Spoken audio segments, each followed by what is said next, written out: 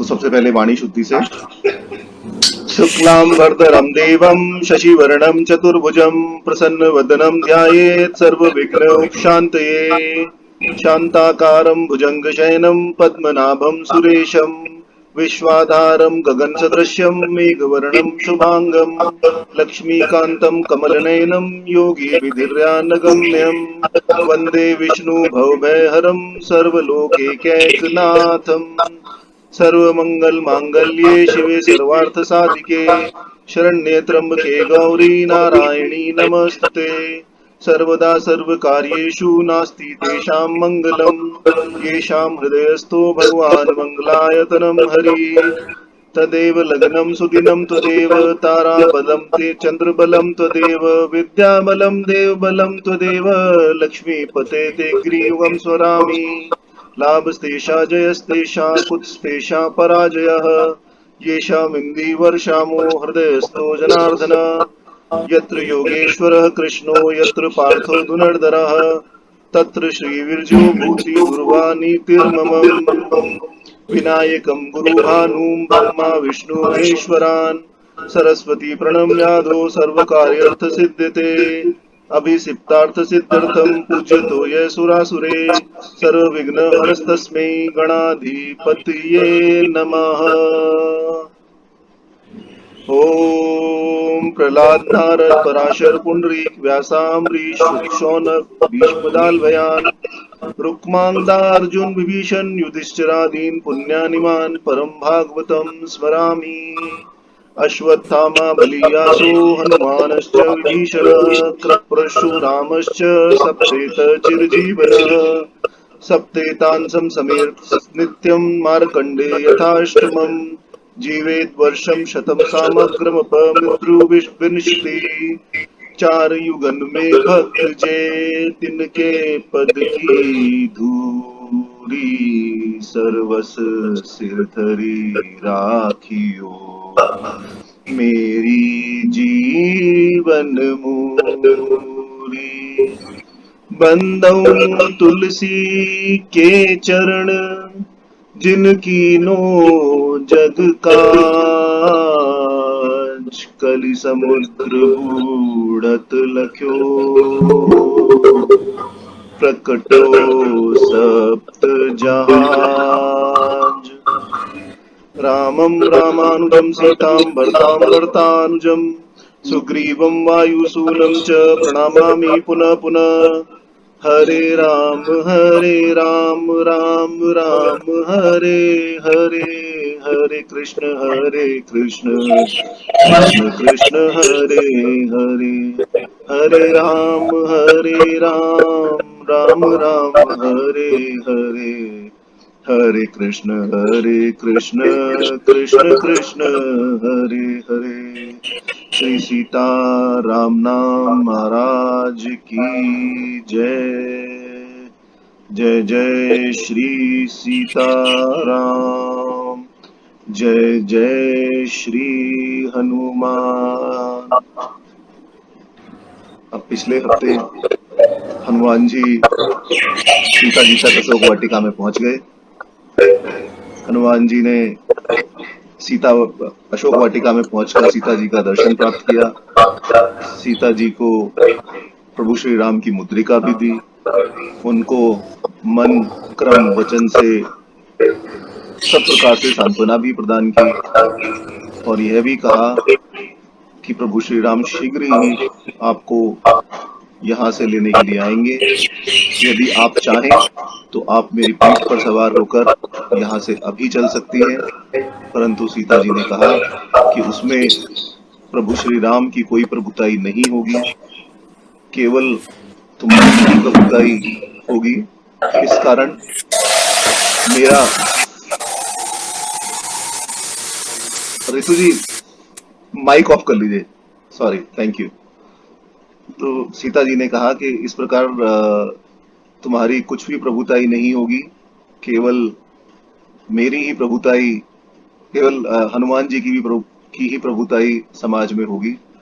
और मेरे लिए तो यही अति उत्तम होगा जब प्रभु श्री राम वानर सेना लेकर लंका में आए और रावण को युद्ध में हराकर समस्त मनुष्यों, देव, असुर की कन्याओं को, जो भी बंदी रावण के कैद खाने में कैद थे, उन सभी को यहाँ से छुड़ाकर ले जाएं और सभी का भय हर लें।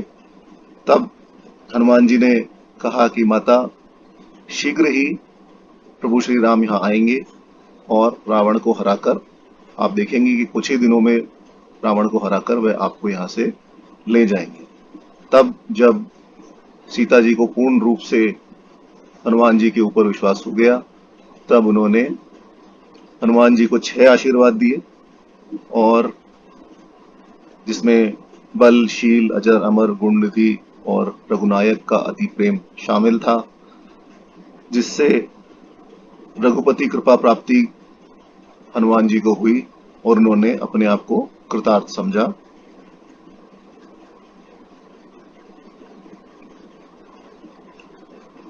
हमने पिछले हफ्ते यहाँ तक कर लिया था, इस प्रसंग तक हो गया था।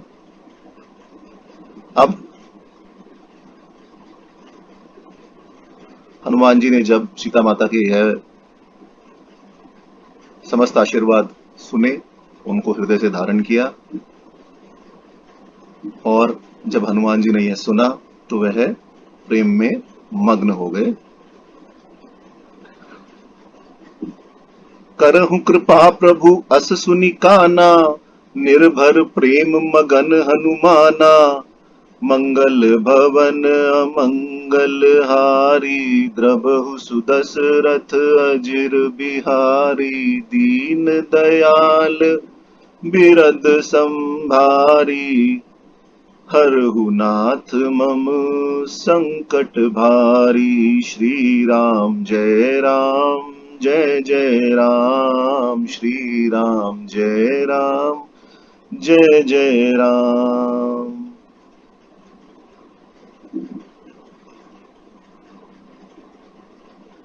इस प्रकार के आशीर्वाद सुनकर, जब सुना, हनुमान जी ने सीता माता से सुना कि प्रभु श्री राम का आशीर्वाद उनको प्राप्त होगा और प्रभु श्री राम उन पर कृपा करेंगे, तब हनुमान जी निर्भर प्रेम में मग्न हो गए। और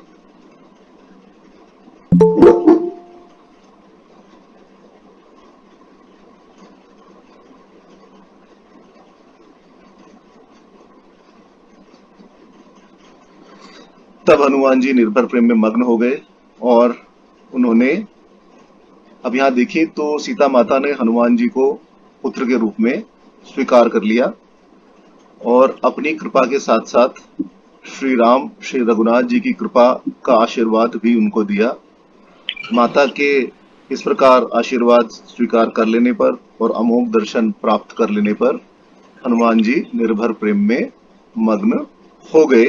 श्री राम की कृपा तो निश्चित ही, परंतु अब माता की कृपा प्राप्त करने के पश्चात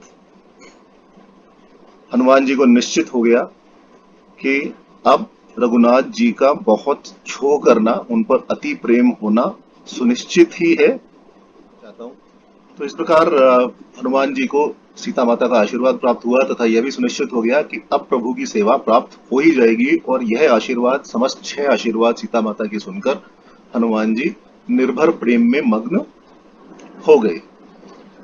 तब हनुमान जी ने सीता माता से कहा, यह आशीर्वाद जब सीता माता ने हनुमान जी को दिया, तब हनुमान जी ने कहा, अब कृत कृत भऊ मैं माता, आशीष तव अमोघ विख्याता। मंगल भवन मंगल हारी, द्रबहु सुदशरथ अजिर बिहारी। दीन दयाल बिरद संभारी, हरहु नाथ मम संकट भारी। श्री राम जय राम, जय जय राम। श्री राम जय राम, जय जय राम। तब हनुमान जी ने कहा कि हे माता, अब मैं कृतार्थ हो गया। आपका आशीर्वाद अमोघ है, यह कभी भी निष्फल नहीं होता और यह प्रसिद्ध है कि माता का आशीर्वाद, भगवती का आशीर्वाद कभी भी निष्फल नहीं हो सकता। इस कारण हनुमान जी ने कहा कि मैं अब कृतार्थ हो गया। अब आपने मुझे यह आशीर्वाद दे दिया कि प्रभु श्री रघुनाथ, प्रभु श्री राम मुझ पर सदैव कृपा रखेंगे और मेरे ऊपर सदैव अपना वरद हस्त रखकर मुझे कृतार्थ करेंगे, तब यह आशीर्वाद मुझे अवश्य प्राप्त होगा और इस फल की प्राप्ति भी मुझे अवश्य होगी। और हनुमान जी ने इस प्रकार यहाँ यह भी कहा कि बल, शील, अजरता, अमरता, गुणनिधि इत्यादि से मैं कृतकृत्य नहीं हुआ, मैं अत्यंत प्रसन्न नहीं हुआ। अब श्री राम जी की कृपा का आशीर्वाद पाकर मैं कृतकृत्य हो गया, मैं अत्यंत प्रसन्न हो गया, मेरा कल्याण हो गया। अब विख्यात का भाव यहाँ यह है कि आप आदिशक्ति हैं और आदिशक्ति का आशीर्वाद वेदों में विख्यात है कि यह अमोघ है। अब अवश्य प्रभु मुझ पर कृपा करेंगे। मैं किसी भी साधन से इस कृपा को प्राप्त नहीं कर सकता था और कृतार्थ नहीं हो सकता था, परंतु अब आपकी कृपा से यह दोनों बातें सत्य होंगी, यह दोनों बातें सिद्ध होंगी और मुझे प्रभु का आशीर्वाद प्राप्त होगा। आप देखें तो अमोघ शब्द यदि हम रामचरितमानस, संपूर्ण रामचरितमानस में देखें तो वह 5 बार आया है और उसमें से 3 बार यहाँ इसी सुंदरकांड में अमोघ शब्द का उपयोग गोस्वामी तुलसीदास जी ने किया है। शुरू में जब हनुमान जी लंका के लिए प्रस्थान कर रहे थे महेंद्रांचल पर्वत से, तब श्री राम के बाण को अमोघ कहा। जिमी अमोघ रघुपति कर बाना, यही भांति चले हनुमाना। मध्य में श्री सीता जी के आशीर्वाद को अमोघ कहा और अंत में जब श्री रघुनाथ जी के दर्शन को, जब समुद्र आएंगे, तब जब समुद्र के सामने हनुमान जी तपस्या करेंगे और समुद्र उनके सामने आएंगे, तब श्री रघुनाथ जी के दर्शन को भी अमोघ कहा। मोर दरस अमोघ जगमाही, श्री हनुमान जी को श्री राम जी का दर्शन किष्किंधा कांड में हुआ और उसी के फलस्वरूप श्री सीता जी का आशीर्वाद यहाँ हनुमान जी को प्राप्त हुआ। अब यहाँ हनुमान जी को आशीर्वाद प्राप्त हो गया, हनुमान जी ने अपने आप को कृतकृत्य समझा और हनुमान जी ने यह भी बता दिया कि भगवती का आशीर्वाद जिस भी किसी को प्राप्त हो जाए वह कभी निष्फल नहीं जाता। भगवती का आशीर्वाद सदैव मनुष्यों पर रहता ही है, परंतु जिस पर विशेष कृपा हो गई उसका कल्याण हुआ निश्चित ही है। तब हनुमान जी ने कहा कि अब दूसरी लीला का समय आ गया है। अब मुझे मुझे मेरा जो कार्य प्रभु ने मुझे सौंपा था, उस कार्य में से पहला कार्य तो मैंने कर दिया, जिसमें मैंने सीता जी को सांत्वना दे दी। अब बहुविधि प्रकार मुझे समझाना भी है। तो हनुमान जी ने सोचा कि यहाँ सीता जी को समझाने से अधिक लाभ तो है नहीं, क्योंकि सीता जी तो पहले ही श्री राम बल को जानती हैं, श्री राम बल से परिचित हैं। तो क्यों ना मैं रावण और रावण की सेना का परिचय बल से, श्री राम के बल से करा दूं और यह भी देख लूं कि लंका में कहाँ कहाँ यह सेना विद्यमान है और कितनी सेना में कितना बल है, जिससे मैं सेना का बल जाकर भी प्रभु श्री राम से कह सकूं। तब हनुमान जी ने यह विचार कर सीता माता से कहा,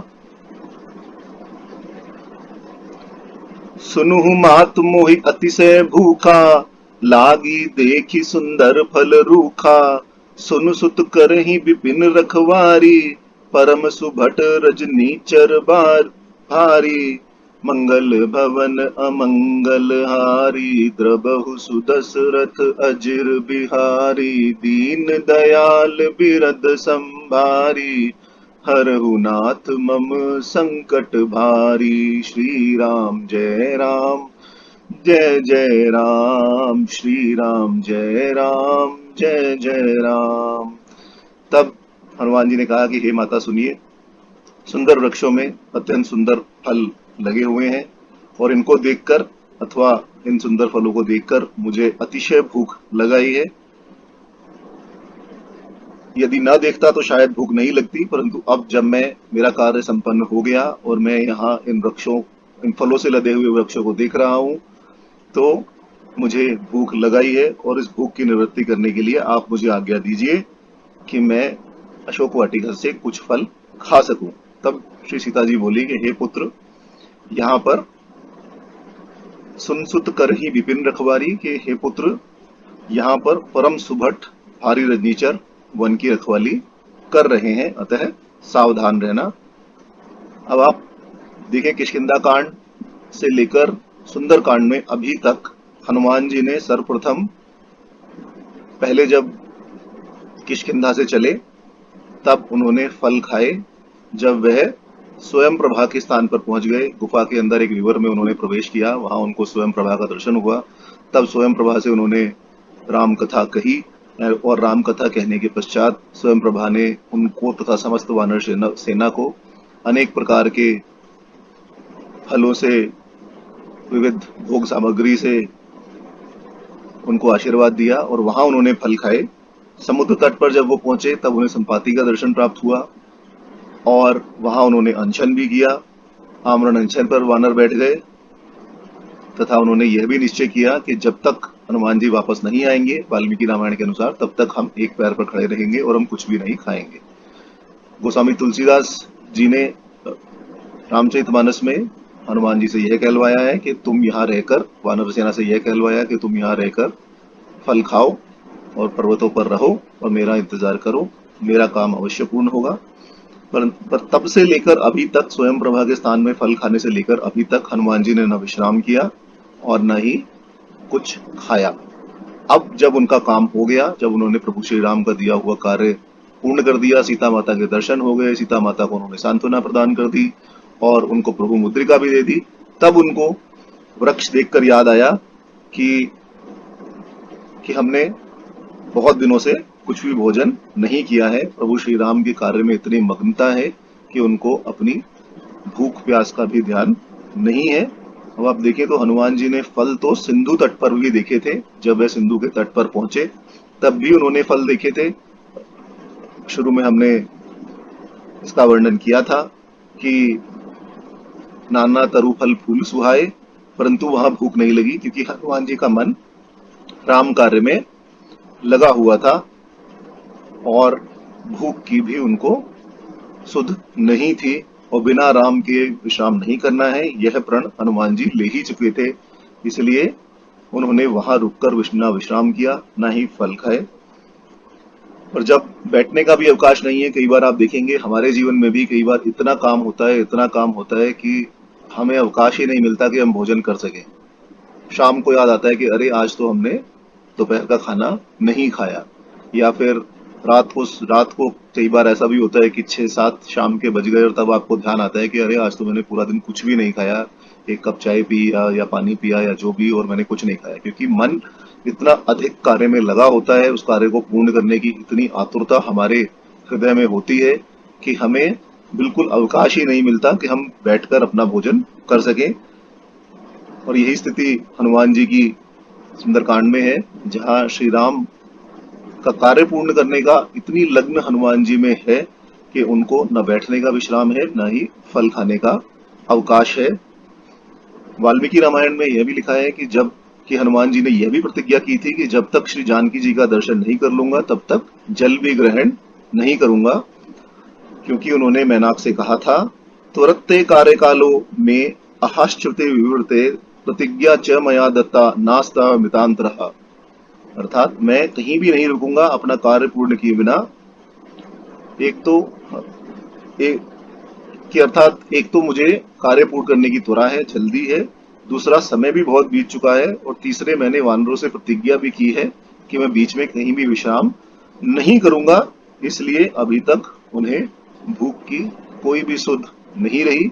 अब जब कार्य हो गया तब उन्होंने प्रभु का संदेश सुना दिया, तब उन्होंने, और वह कृतकृत्य हो गए, मन अत्यंत प्रसन्न हुआ, तब वृक्षों पर फल देखकर उनको भूख लगाई। अब यह वाल्मीकि रामायण में आप देखें तो यहाँ हनुमान जी सीता माता से चूड़ामणि लेकर विदा होकर चल देते हैं और उसके पश्चात यह विचार करते हैं कि मेरा कार्य तो अभी आधा ही पूर्ण हुआ है, शत्रु के बल का विचार मैंने नहीं किया है। उत्तम दूत वही है जो दिए गए कार्य से कुछ अधिक कार्य करके आए।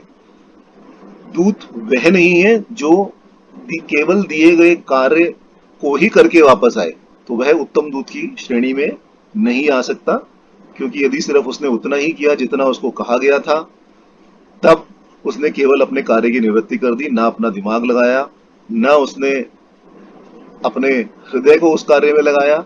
उसने केवल कार्य पूर्ण किया, वेतन लिया और अपने घर चला गया। परंतु हनुमान जी ना तो ऐसे सेवक हैं और न ही हनुमान जी ऐसे दूत हैं जो केवल उतना ही कार्य करके आए जितना प्रभु ने दिया है।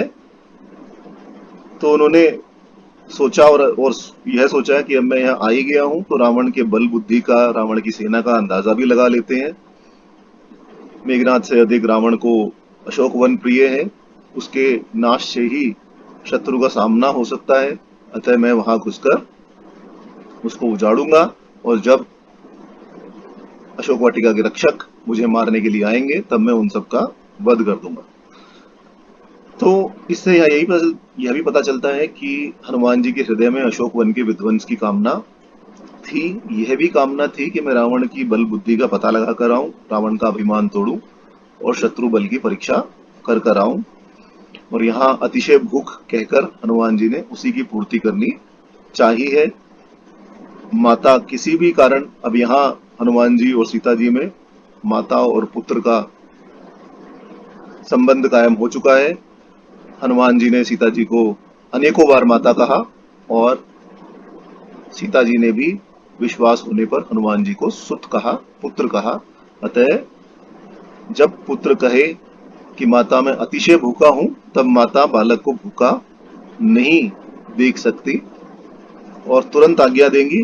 अतः अतिशय भूखा होने के लिए हनुमान जी माता से आज्ञा मानते हैं कि मैं बहुत भूखा हूं, मुझे मेरा मनोरथ निर्विघ्न संपन्न हो, इसके लिए आप मुझे आज्ञा दीजिए। तब सीता जी के मन में ममत्व आ गया, माँ की ममता जाग उठी और उन्होंने कहा कि हे पुत्र, तुम कैसे जाओगे, सावधान होकर जाना। एक प्रकार से उन्होंने आज्ञा तो दी, पर उन्होंने कहा कि तुम सावधान रहना, रावण के इस प्रियवन की रक्षा में हमेशा राक्षस सदा लगे रहते हैं। कैसे राक्षस? कोई साधारण राक्षस नहीं, ऑर्डिनरी राक्षस नहीं, परम सुभट राक्षस, अर्थात जो युद्ध कला में परम निपुण और भारी है, अर्थात परम विकराल स्वरूप दर्शन वाले हैं। ऐसे सुभट राक्षस अशोक वाटिका की रक्षा में सदैव तत्पर रहते हैं। अतः जाओ, परंतु सावधान रहना। अब आप देखें तो जब हनुमान जी ने लंका में प्रवेश किया था तो वह सायकाल था। ढूंढते ढूंढते उन्हें अर्धरात्रि बीत गई, 12 बज गए।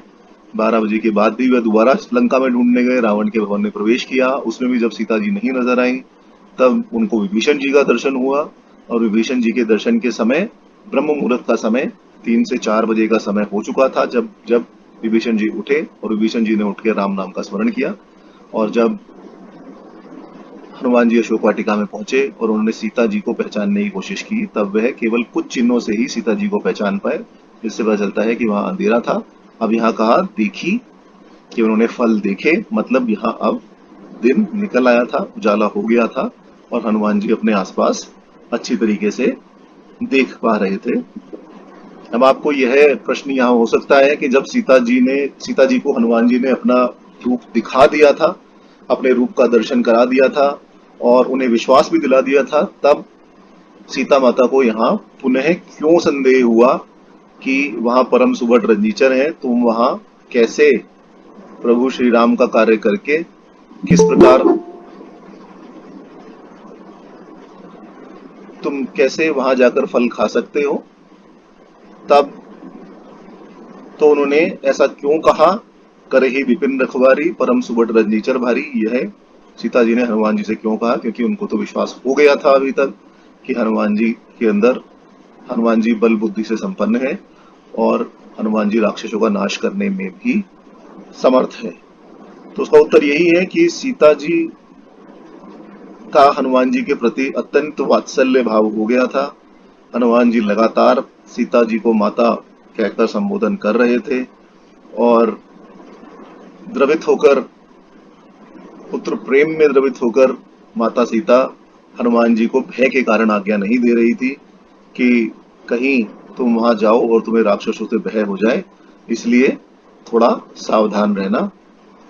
तब हनुमान जी ने देखा कि जब माता सीता संदेह कर रही हैं, तब उन्होंने कहा तिनकर भय माता मोहि नाही, जो तुम सुख मानो मन माही, मंगल भवन अमंगल हारी, द्रबहु सुदशरथ अजिर बिहारी, दीन दयाल बिरद संभारी, हरहु नाथ मम संकट भारी। श्री राम जय राम जय जय राम। श्री राम जय राम जय जय राम। तब हनुमान जी बोले, हे माता, मुझे उनका भय नहीं है यदि आप अपने मन में सुख माने। अतः यदि आप अपने मन में सुखी हो तो मुझे किसी का भी भय नहीं है, और यदि आप अपने मन में सुख ना माने, आप मेरी ओर से निश्चिंत ना हो, तब मुझे सभी जगह भय है। हनुमान जी कहने का वस्तुतः तात्पर्य यही है कि मुझे उनका भय नहीं है, उनको मुझसे अवश्य भय होगा, क्योंकि समर भयंकर अति बलबीरा यह रूप वह सीता जी को दिखा चुके हैं और वचनों से कह चुके हैं कि प्रभु प्रताप ते गरुड़ ही खाई परम लघु व्याल, कि प्रभु का प्रताप हो तो छोटा सा सांप भी गरुड़ को खा सकता है। परंतु किनकर भय से यह भी बताया कि उनका भय तो मुझे नहीं है, परंतु एकमात्र आपका भय है, जिससे कि आप दुखी ना हो, आप भय न माने। क्योंकि वानर स्वभाव के कारण जब मैं अशोक वाटिका में जाऊंगा तब वहां फल खाने से वृक्ष तो अवश्य टूटेंगे। वृक्ष टूटने के कारण रखवाले आकर मेरे कार्य में विघ्न डालेंगे, फल खाने में विघ्न डालेंगे, तब मैं अवश्य ही उनको मारूंगा। आप यह मन में ना लाएं कि यह फल खाने गया और उत्पात करने लगा और वन का विध्वंस होने के कारण रावण ने हनुमान जी को मारने का प्रयत्न किया। यदि आप यह दुख ना माने और अपनी आज्ञा दें तो मुझे किसी का भय नहीं है। और यदि आप किसी भी प्रकार का दुख माने, आप यदि इस बात से दुखी हो कि आपका पुत्र जाकर फल खाने गया और वहां राक्षसों से उसका युद्ध प्रारंभ हो गया, तब मैं अतिशय भूखा हूं, मैं अतिशय भूखा होते हुए भी फल नहीं खाऊंगा, क्योंकि मेरी प्रसन्नता केवल आपकी प्रसन्नता में है। अगर आप मुझे आज्ञा दें प्रसन्नता पूर्वक, तब मुझे राक्षसों का कोई भी भय नहीं है। इस प्रकार हनुमान जी ने माता सीता की आज्ञा प्राप्त की, उनको पुनः विश्वास दिलाया कि राक्षस मेरा कुछ नहीं बिगाड़ सकते, प्रभु श्री राम का बल मेरे साथ है। और इस प्रकार हनुमान जी अशोक वाटिका में प्रवेश कर गए। अब जब हनुमान जी ने इस प्रकार अपनी बल बुद्धि का परिचय दिया, तब सीता माता ने देखी बल बुद्धि निपुण, कपि कहु जान की जाऊ, रघुपति चरण हृदय धरी, तात मधुर फल खाऊ, सियावर रामचंद्र भज जय शरणम। मंगल भवन अमंगल हारी, द्रबहु सुदशरथ अजिर बिहारी, दीन दयाल बिरद संभारी, हरहु नाथ मम संकट भारी। श्री राम जय राम जय जय राम। श्री राम जय राम जय जय राम। इस प्रकार हनुमान जी को बल बुद्धि में निपुण देखकर जानकी जी ने कहा कि जाओ हे तात, श्री रघुनाथ जी के चरणों को हृदय में धारण कर मधुर फल खाओ, मेरी तरफ से तुम्हें आज्ञा है। तब मेरी तरफ से तुम्हें आज्ञा है, क्योंकि मैं तुम्हारी बल बुद्धि का परिचय प्राप्त कर चुकी हूँ और मैं यह भी जान चुकी हूँ कि तुम इन सब में अति निपुण हो। क्योंकि जब तक बल और बुद्धि दोनों में पारंगता ना हो, जब तक दोनों के अंदर विश्वास ना हो, तब तक शत्रु के समीप नहीं जाना चाहिए। शत्रु का पराजय करने के लिए इन दोनों की आवश्यकता होती है। केवल बल से कार्य नहीं चलता और केवल बुद्धि से भी काम नहीं चलता। अतः जब बल बुद्धि, अब हनुमान जी का बल बुद्धि का परिचय सीता माता को यथा रूप में मिल चुका, तब हनुमान जी ने आज्ञा दे दी कि अब मुझे भरोसा हो गया, जो तुम करोगे वह उचित ही करोगे, अनुचित तुम कुछ नहीं करोगे, और जो भी तुम कुछ करोगे उससे मुझे सुख ही प्राप्त होगा। अतः तुम जाओ। और कहा कि तुम जाते हुए श्री रघुपति को अपने हृदय, श्री रघुपति के चरण कमलों को अपने हृदय में स्थापित करो।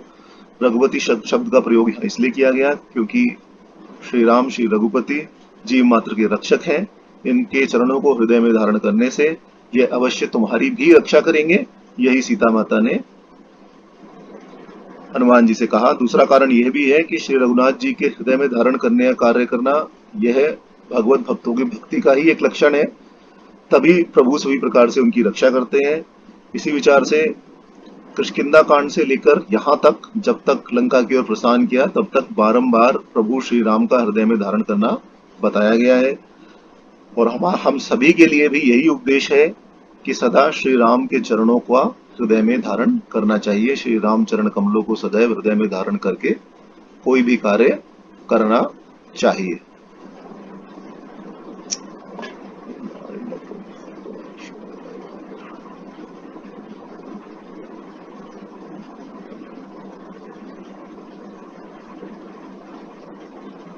सॉरी, मेरा नेटवर्क कनेक्शन लॉस्ट हो गया था।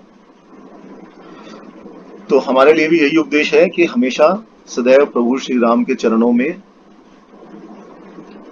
अपना प्रणाम करते रहना चाहिए। हृदय में उनके चरण कमलों का ध्यान करते हुए ही किसी भी कार्य को करने की आकांक्षा अथवा उत्कंठा रखनी चाहिए। प्रभु श्री राम का आशीर्वाद हमारे साथ होगा तो कोई भी कार्य पूर्ण करने में हमें किसी प्रकार की कोई भी दिक्कत नहीं आएगी, कोई प्रॉब्लम नहीं होगी। हनुमान जी ने यहाँ मातु शब्द का संबोधन कर कहा कि मैं अतिशय भूखा हूं, इसलिए सीता माता ने भी हनुमान जी को तात कहा, पहले सुत कहा, यहाँ तात कहा। यह वात्सल्य प्यार सूचक संबोधन है। माता की यही इच्छा रहती है कि पुत्र मधुर मधुर अच्छे अच्छे सुंदर सुंदर फल खाए। अतः जानकी जी ने कहा कि जाओ, मेरी आज्ञा है, मधुर फल खाओ, अर्थात फलों में से भी जो अति उत्तम फल हो उन फलों को आप खाओ। तब हनुमान जी चले नाई सिर पैठे बागा, फल खाए सितरु तोरे लागा। मंगल भवन मंगलहारी, द्रवहु सुदशरथ अजिर बिहारी। दीन दयाल बिरद संबारी, हरहु नाथ मम संकट भारी। श्री राम जय राम, जय जय राम। श्री राम जय राम, जय जय राम। अब माता की यह आज्ञा प्राप्त कर हनुमान जी ने श्री सीता माता को मस्तक झुकाकर प्रणाम किया। चले नाई सिर पैठे बागा, प्रणाम किया और प्रणाम करने के पश्चात बाग में प्रवेश किया, फल खाए और वृक्षों को तोड़ने लगे। अब यहाँ रघुपति जी के चरणों को हृदय में धारण किया और जानकी जी के चरणों में सिर नवाया, उनको प्रणाम किया। इस प्रकार भीतर और बाहर दोनों प्रकार से रक्षित हुए, क्योंकि यहाँ युद्ध का मंगलाचरण है। चलेऊ अर्थात धीरे धीरे गए, कूदते फांदते नहीं गए। आपने पहले देखा कि महेंद्रांचल पर्वत में जब चढ़े तब दौड़ते हुए चढ़े, कूदते हुए चढ़े, और जब लंका में आकर एक सुंदर पर्वत पर चढ़े तब कूदते हुए उस पर चढ़े। तो यहाँ हनुमान जी चलेऊ धीरे धीरे गए, जिससे अभी हनुमान जी को कोई देख ना पाए। वे नहीं चाहते थे कि अभी हनुमान जी को मुझे कोई देखे, पहले पेट भर फल खा ले, पहले अपनी भूख की निवृत्ति कर ले, पहले पेट पूजा फिर काम दूजा। अब माता का कार्य तो हो ही गया है, तो हनुमान जी ने कहा कि क्यों ना पहले हम यहाँ फल अपने फल खा ले और फल खाने के पश्चात ही युद्ध का आरंभ करें। यदि अभी युद्ध प्रारंभ हो गया तो फल खाने में व्यवधान उत्पन्न होगा और हम फल नहीं खा पाएंगे आराम से बैठकर। तो पहले फल खाकर फिर आगे चलते हैं। इसलिए धीरे धीरे गए, कूदते हुए या दौड़ते हुए बाग की तरफ नहीं गए। अब यहाँ यह प्रश्न हो सकता है कि बाग में तो हनुमान जी सीता जी के समीप बैठे ही थे, तब यह कौन सा बाग है जिसमें बैठना कहते हैं, जिसमें वो धीरे धीरे गए? ऐसा कौन सा बाग है जिसके अंदर वो गए? तो अभी तक मैं आपको पहले वन उपवन बाग वाटिका सबका अर्थ समझाया था। तो यहाँ हनुमान जी अशोक के उपवन में थे जहाँ सीता जी बैठी हुई थी, और अब उन्होंने बाग में प्रवेश किया। बाग वह जहाँ फलदार वृक्ष लगे हैं, वहां उन्होंने बाग में प्रवेश किया, क्योंकि वहीं फलों से लदे हुए वृक्ष थे। इनका अब उपवन का कार्य तो संपन्न हो गया, इन्होंने सीता माता को देख लिया और अब बाग का कार्य शेष रह गया। तय वे अशोक बाग के अंदर गए। पूर्व में वन अशोक सीताज है रहवा कहा गया। इसमें 4 भाग है, चारों ओर अशोक ही मुख्य है, अशोक वृक्ष ही मुख्य है। इसी कारण यहाँ अशोक वाटिका, अशोक उपवन, अशोक बाग और अशोक वन सब मिलकर एक अशोक ही कहलाते हैं। इसलिए यहाँ उपवन से हनुमान जी बाग में गए और यह बड़ा ही, वाल्मीकि रामायण में लिखा है कि बड़ा ही उत्तम अनुपम बाग यह था, और इसकी बराबरी का बाग कोई अन्य त्रिलोकी में नहीं था। इसके अंदर अलग अलग तरीके के वन उपवन बाग वाटिका बने हुए थे, अनेक प्रकार के दिव्य वृक्षों से सुशोभित था और अनेक प्रकार की जलधाराएं यहाँ बहती थी। अब वानरों का स्वभाव है कि आप देखें तो वानर जब पेड़ पर चढ़ता है तो फल कम खाता है और पेड़ की टहनियां, पेड़ के वृक्ष अधिक तोड़ते हैं। यहाँ रावण, हनुमान जी ने साक्षात देखा कि रावण ने किस प्रकार सीता जी को दुख दिया, सीता जी को त्रास दिया। अतः रावण को सबक सिखाने के लिए हनुमान जी को वह भी स्मरण हो आया। हाँ, उस समय वह कुछ कह नहीं पाए थे क्योंकि उनके, एक तो उनको पता लगाना था कि रावण सीता जी से क्या कह रहा है, दूसरा सीता जी की खोज करना अभी बाकी था, तो उन्होंने वहां रावण से कुछ नहीं कहा। तो उनका समस्त क्रोध अब अशोक वाटिका पर निकल पड़ा और उन्होंने उसके समस्त वृक्ष उखाड़कर वो संपूर्ण अशोक वाटिका ही एक प्रकार से उजाड़ डाली, जिससे रावण अत्यंत दुखित हो। यह रावण को प्राण प्रिय था। अब हनुमान जी ने यह भी सोचा कि जिसने मेरे ऊपर कृपा की, जिस वृक्ष ने मुझे फल दिए, उसके ऊपर भी कुछ कृपा कर दी जाए। और इन वृक्षों को स्थावर योनि से जंगम योनि में जाने के लिए उनको उखाड़ा। एक कारण यह भी था कि हनुमान जी नीति में निपुण है। उन्होंने सोचा कि रावण के पास चलकर कुछ बातचीत करनी चाहिए, साम नीति से काम चल नहीं सकता क्योंकि राक्षस प्रेम की भाषा नहीं समझते। दाम से भी कुछ काम नहीं चल सकता क्योंकि जब लंका का परकोटा ही सोने का बना हुआ है तो उसका दाम आप किस प्रकार उसके रक्षकों को दे सकते हैं, दाम से भी काम नहीं चलेगा। तो क्या किया जाए? तब भेद से काम यदि लिया जाए तो भेद से भी काम नहीं बनेगा क्योंकि राक्षस अत्यंत बलवान है। बलवान से भेद उपाय से काम नहीं चलता, इसलिए भय अथवा दंड का ही सहारा यहाँ लेना पड़ेगा। जब हम कोई अपराध करेंगे तब ये सभी जाकर रावण को बताएंगे और रावण से हमें अपनी बातचीत का मौका प्राप्त होगा। अतः हनुमान जी तोरे तरु लागा, हनुमान जी ने वहां जितने भी वृक्ष थे उनको उखाड़ना प्रारंभ कर दिया। रहे तहां बहु भट रखवारे, कुछ मार सि कछु जाए पुकारे। नाथ एक आवा कपि भारी, ते ही अशोक वाटिका उजारी। खाए सि फल अरु बिटप उपारे, रक्षक मर्द मर्द मही डारे। मंगल भवन अमंगल हारी, द्रबहु सुदशरथ अजिर बिहारी। दीन दयाल बिरद संभारी, हरहु नाथ मम संकट भारी। श्री राम जय राम, जय जय राम। श्री राम जय राम, जय जय राम।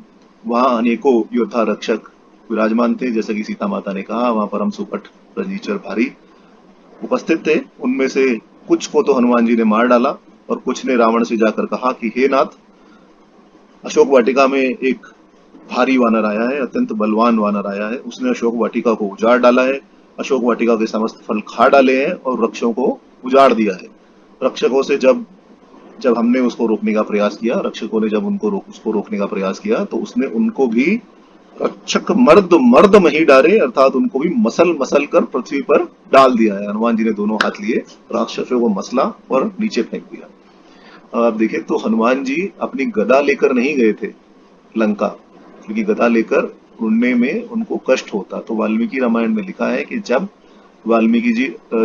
हनुमान जी अशोक वाटिका में पहुंचे और अशोक वाटिका में उन्होंने फल खा लिए और रक्षकों ने उन्हें रोका, तो पहले उन्होंने उन वृक्षों से ही उन समस्त रक्षकों को मारा।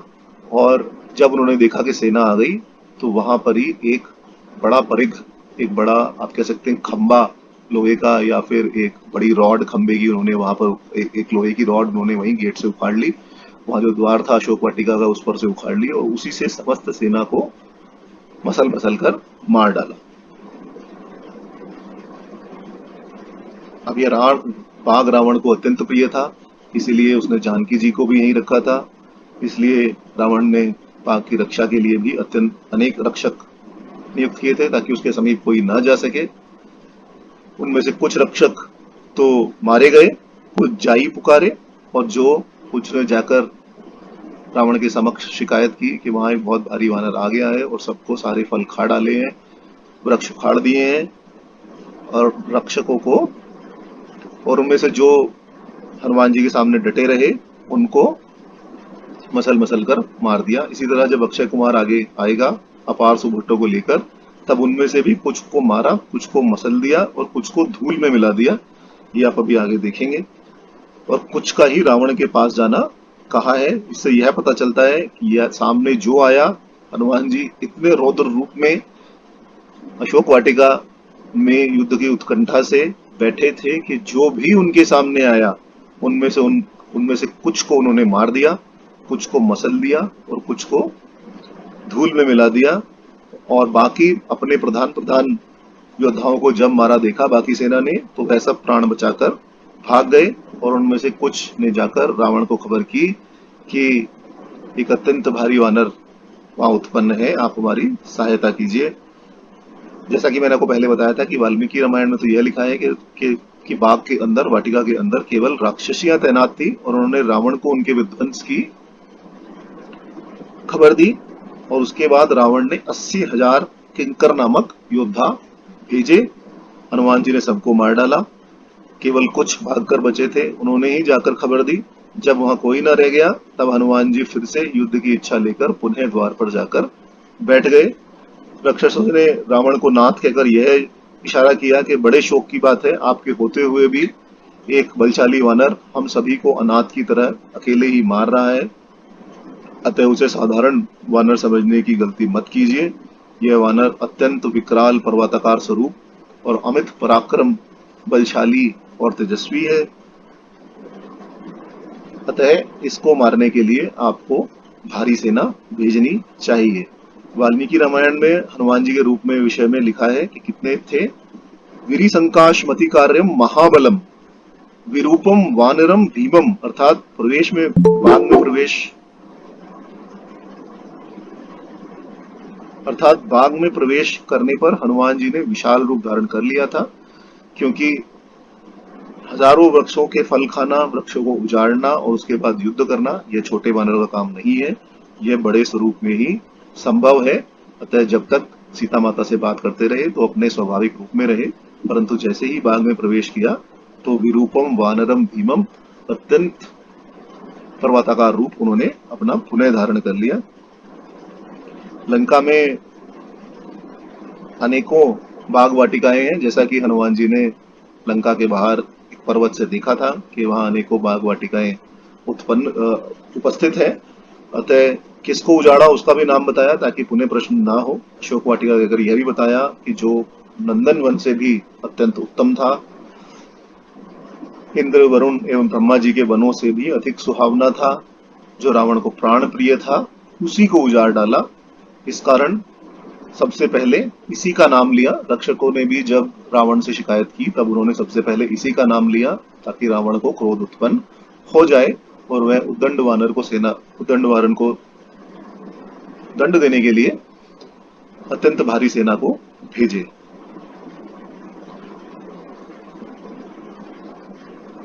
अब आप कहेंगे कि हनुमान जी ने वृक्षों को तोड़ा और राक्षसों ने जाके कहा, बिकॉज तरु तोड़े, हनुमान जी ने वृक्षों को तोड़ा और राक्षसों ने जाकर रावण से शिकायत की, बिटप उपारे, कि अर्थात उखाड़ दिए, जड़ से उखाड़ दिए। तो राक्षसों ने ऐसा क्यों कहा?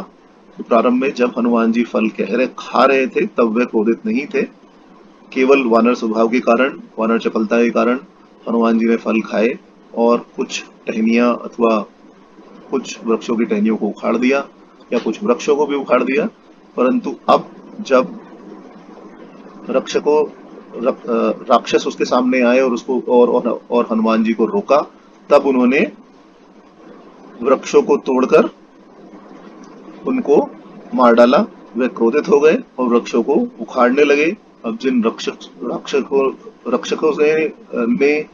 राक्षसों ने हनुमान जी को पेड़ उखाड़ते हुए देखा था, उन्होंने केवल यही जयकर कहा कि उन्होंने पेड़ को उखाड़ा। अब यदि हम देखें, यदि हम पदच्छेद करें इस चौपाई का या इसकी करधाली का, तो यह पदच्छेद आता है, नाथ एक आवा कपि भारी। यदि हम इस तरह से पदच्छेद करें तो हम देख सकते हैं और से स्पष्ट हो जाता है कि समाचार देने वाला अत्यंत भय से ग्रहित है, बहुत ही डरा हुआ है, हांफते हांफते आया है और लंबी लंबी सांसें लेकर बोल रहा है, नाथ एक आवा कपि भारी।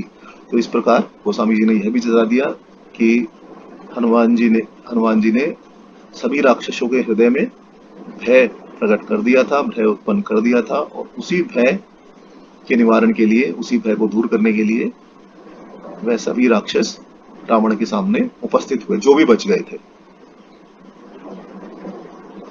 आगे क्या हुआ? आगे, सुनी रावण पठे भट नाना, तिन देखी गरजेउ हनुमाना, सब रजनीचर कपि संहारे, कहत पुकारत कछु अध मारे।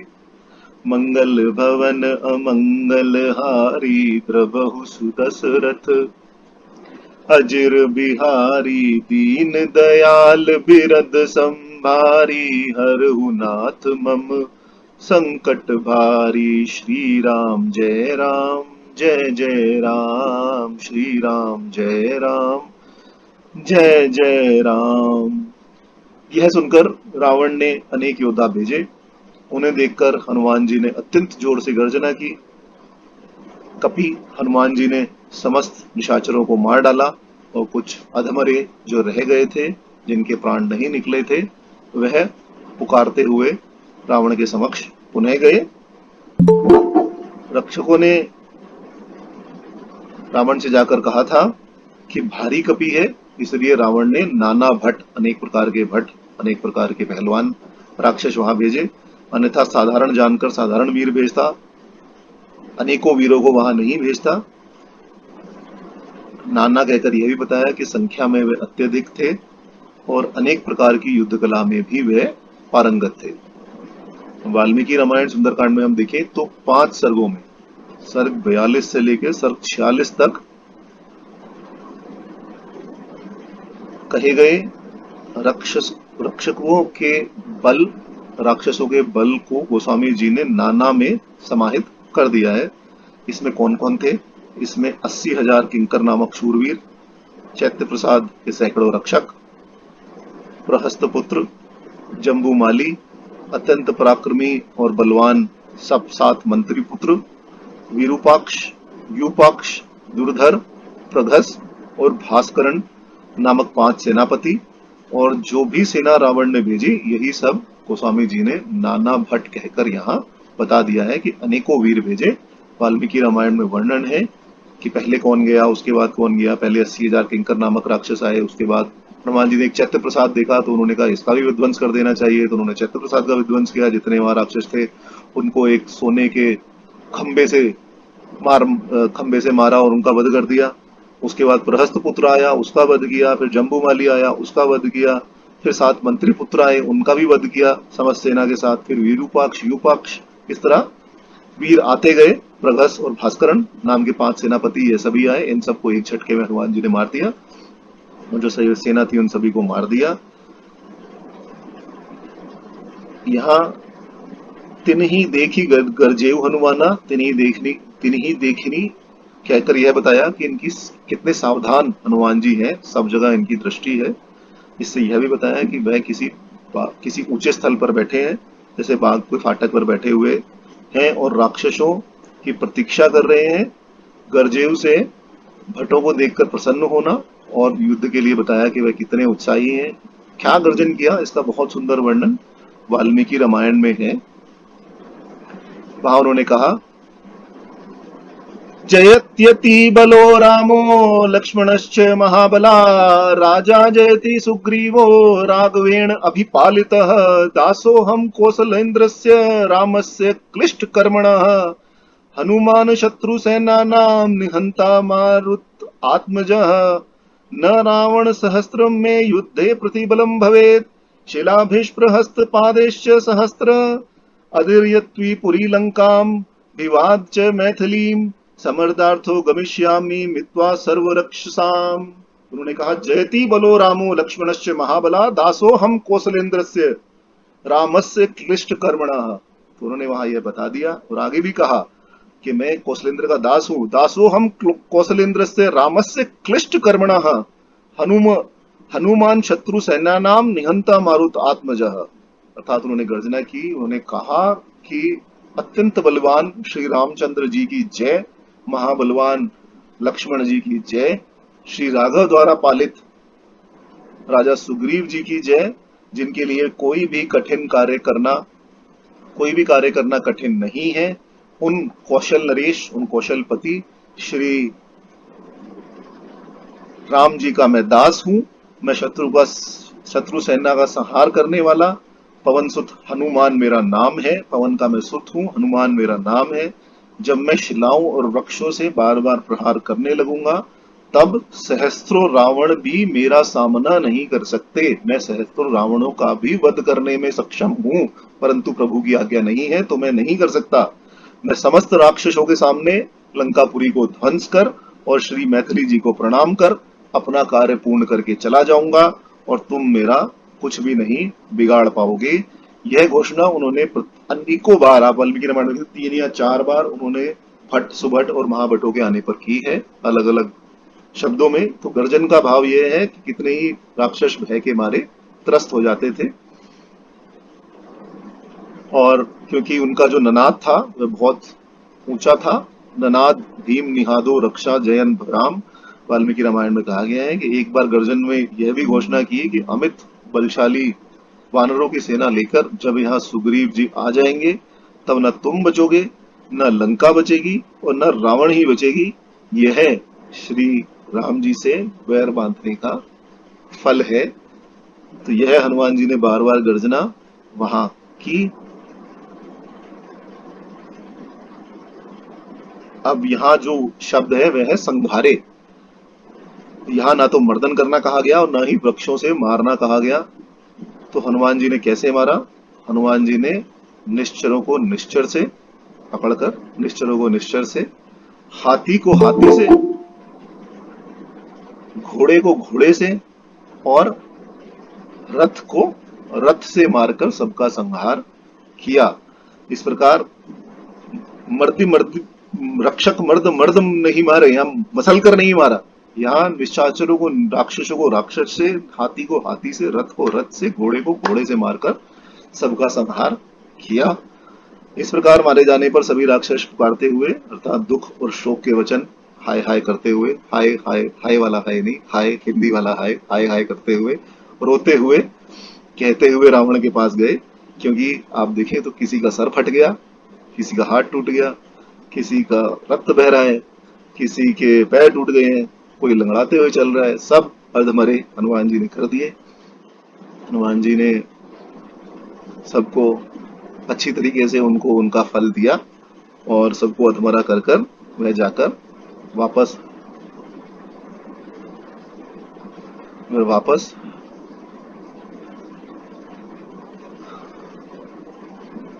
आपको मेरी आवाज आ रही है?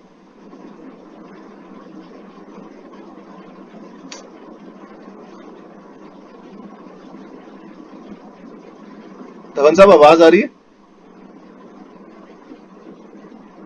हाँ जी, आ रही है जी, आ रही है, आप बोलिए। अच्छा, कंटिन्यू कीजिए। नेटवर्क में कुछ इशू आ रहा है बीच बीच में शायद। नहीं, आ रही है आवाज, क्लियर आ रही है। धन्यवाद। तो आप देख सकते हैं कितना सुंदर वर्णन यहाँ है कि किस प्रकार राक्षसों ने संहार किया। और अब ये पूरा नहीं हुआ है, तो मैं आपको यही कह रहा था कि जब हनुमान जी पहुंचे तब एक अलग भाव था। लंका में पहुंचे जब उन्होंने सीता जी की खोज की तो एक अलग भाव था। जब उन्होंने माता सीता से बात करना प्रारंभ किया तो अत्यंत करुणा में भाव आया। और अब आप देखिए तो इतना द्रवित करने वाला भाव है यहाँ, इतना प्रसन्नता का भाव है कि हनुमान जी ने किस प्रकार राक्षसों का संहार किया। अब पहली लड़ाई में जो रावण के पास गए थे उनको पद दिया था जाई पुकारे, उन्होंने जाकर पुकारा, कुछ मारे कछु जाई पुकारे। आगे अक्षय कुमार के युद्ध में मरने से बचे उनका भी जाके पुकारना कहा है। कुछ पुनि जाई पुकारे प्रभु मरकट भलपूरी, यह भी आगे आएगा। पर यहाँ इस युद्ध में क्या लिखा? यहाँ लिखा गए पुकारत कछु, अर्थात वहीं से पुकारते हुए गए, वहीं से चिल्लाते हुए रोते हुए सब गए कि हाय हाय हमें मार डाला। और ये सबको अधमरा करके, क्योंकि हनुमान जी ने यहाँ छोड़ दिया। पहली बार जब रावण से राक्षसों ने जाकर कहा तब उन्होंने पूरा ब्यौरा दिया, कौन है, क्या है, वानर आया है, बहुत भारी है। परंतु अब इन सभी बातों का कोई प्रयोजन है नहीं, क्योंकि उनकी हालत देखकर ही पता लगाया जा सकता है कि हनुमान जी कितने भारी, कितने दुर्धर्ष वीर हैं। इसलिए यहाँ अब केवल पुकारना मात्र ही कहा, इसके अधिक कुछ नहीं कहा। इन दो शब्दों में कुछ गए पुकारत कुछ में गोस्वामी तुलसीदास जी ने बिल्कुल स्पष्ट कर दिया है कि उन राक्षसों की क्या हालत थी, हनुमान जी ने उन राक्षसों की क्या हालत कर दी थी और किस अवस्था में वह रावण के सामने गए थे। अब जब ये ऐसा हुआ तब पुनि पठेऊ ते अच्छ कुमारा, चला संग ले सुभट अपारा, आवत देहि विपट गहि गरजा, ताहि निपाति महादुनि गरजा, मंगल भवन अमंगल हारी, द्रबहु सुदशरथ अजिर बिहारी, दीन दयाल बिरद संभारी, हरहु नाथ मम संकट भारी, श्री राम जय राम जय जय राम, श्री राम जय राम जय जय राम। फिर रावण ने अक्षय कुमार को भेजा। अक्षय कुमार उसका पुत्र था। वह अनगिनत सुंदर योद्धाओं को साथ लेकर चला। अक्षय कुमार को आता देखकर हनुमान जी समझ गए कि अब कोई बड़ा वीर मेरे सामने आया है। अभी तक मेरा जिनसे सामना हुआ वह सब तो निम्न कोटि के वीर थे, परंतु अभी कोई उत्तम कोटि का वीर मेरे सामने आया है, क्योंकि वह अनेक राक्षसों को साथ लेकर अभी आया था। इसे आता देखकर हनुमान जी ने एक वृक्ष को हाथों में ले लिया और उसको डांटा डपटा और महाध्वनि से उन्होंने गर्जन किया। पहले रावण ने मंत्रियों के पुत्र को भेजा था, मंत्री के ऊपर राजा है। उसके बाद मंत्रियों को भेजा और अब मंत्रियों के ऊपर राजा है। अब की बार रावण ने अपने पुत्र को भेजा। पहले नाना भट्ट भेजे गए थे जो कि मारे गए, मसल दिए गए या अधमरे कर दिए गए। अब की बार सुभट्ट आए। अब की बार जो महापहलवान थे वह सभी आए, और वो भी कितने आए, वह भी आए अपार, वह भी बहुत सारे आए। अक्षय कुमार, जैसा कि मैंने कहा, रावण का लड़का था। कुमार से अभिप्राय यही है कि उसकी आयु इतनी नहीं थी, लघु वयस्क था, जिसके कारण उसको अपने बल पराक्रम पर अत्यंत गर्व था। यदि आप किसी 20 साल के लड़के से बात करें और 40 साल के आदमी से बात करें तो आपको बहुत अंतर उनकी बातों में लगेगा। जो 15-20 साल का लड़का होगा उसका थॉट प्रोसेस यही रहेगा, मार दो पीट दो कूट लो। परंतु जो व्यस्क होगा, 40-50 साल का आदमी होगा, वो समाज में इतना कुछ देख चुका होगा, इतना उसको एक्सपीरियंस होगा कि कहेगा नहीं, पहले बैठ के बात करते हैं, फिर आगे देखेंगे क्या करना है। तो कुमार का यही अभिप्राय है कि यह छोटी अवस्था का था, इसके कारण उसको अपने बल पराक्रम पर अत्यंत गर्व था। पराक्रम और उत्साह से इसका मन बिल्कुल बढ़ा चढ़ा था, युद्ध के लिए हमेशा उत्सुक रहता था। और वाल्मीकि रामायण में कहा गया है कि समरोध तद्ध उत्तमोनुखम कुमार रक्षसम, अर्थात यह युद्ध के लिए सदैव उत्सुक रहता था और इसका पराक्रम और उत्साह कभी भी कम नहीं होता था। यह रावण का भारी सेनापति है, अतः उसकी सेना भी भारी है। बिटप गही अब हनुमान जी ने क्या किया, अक्षय कुमार को देखते ही बिटप गही तरजा, यहाँ उखाड़ा नहीं वृक्ष को, अत्यंत इतने सारे वृक्ष पड़े हैं, उसमें से ही एक को लेकर उसका वध किया।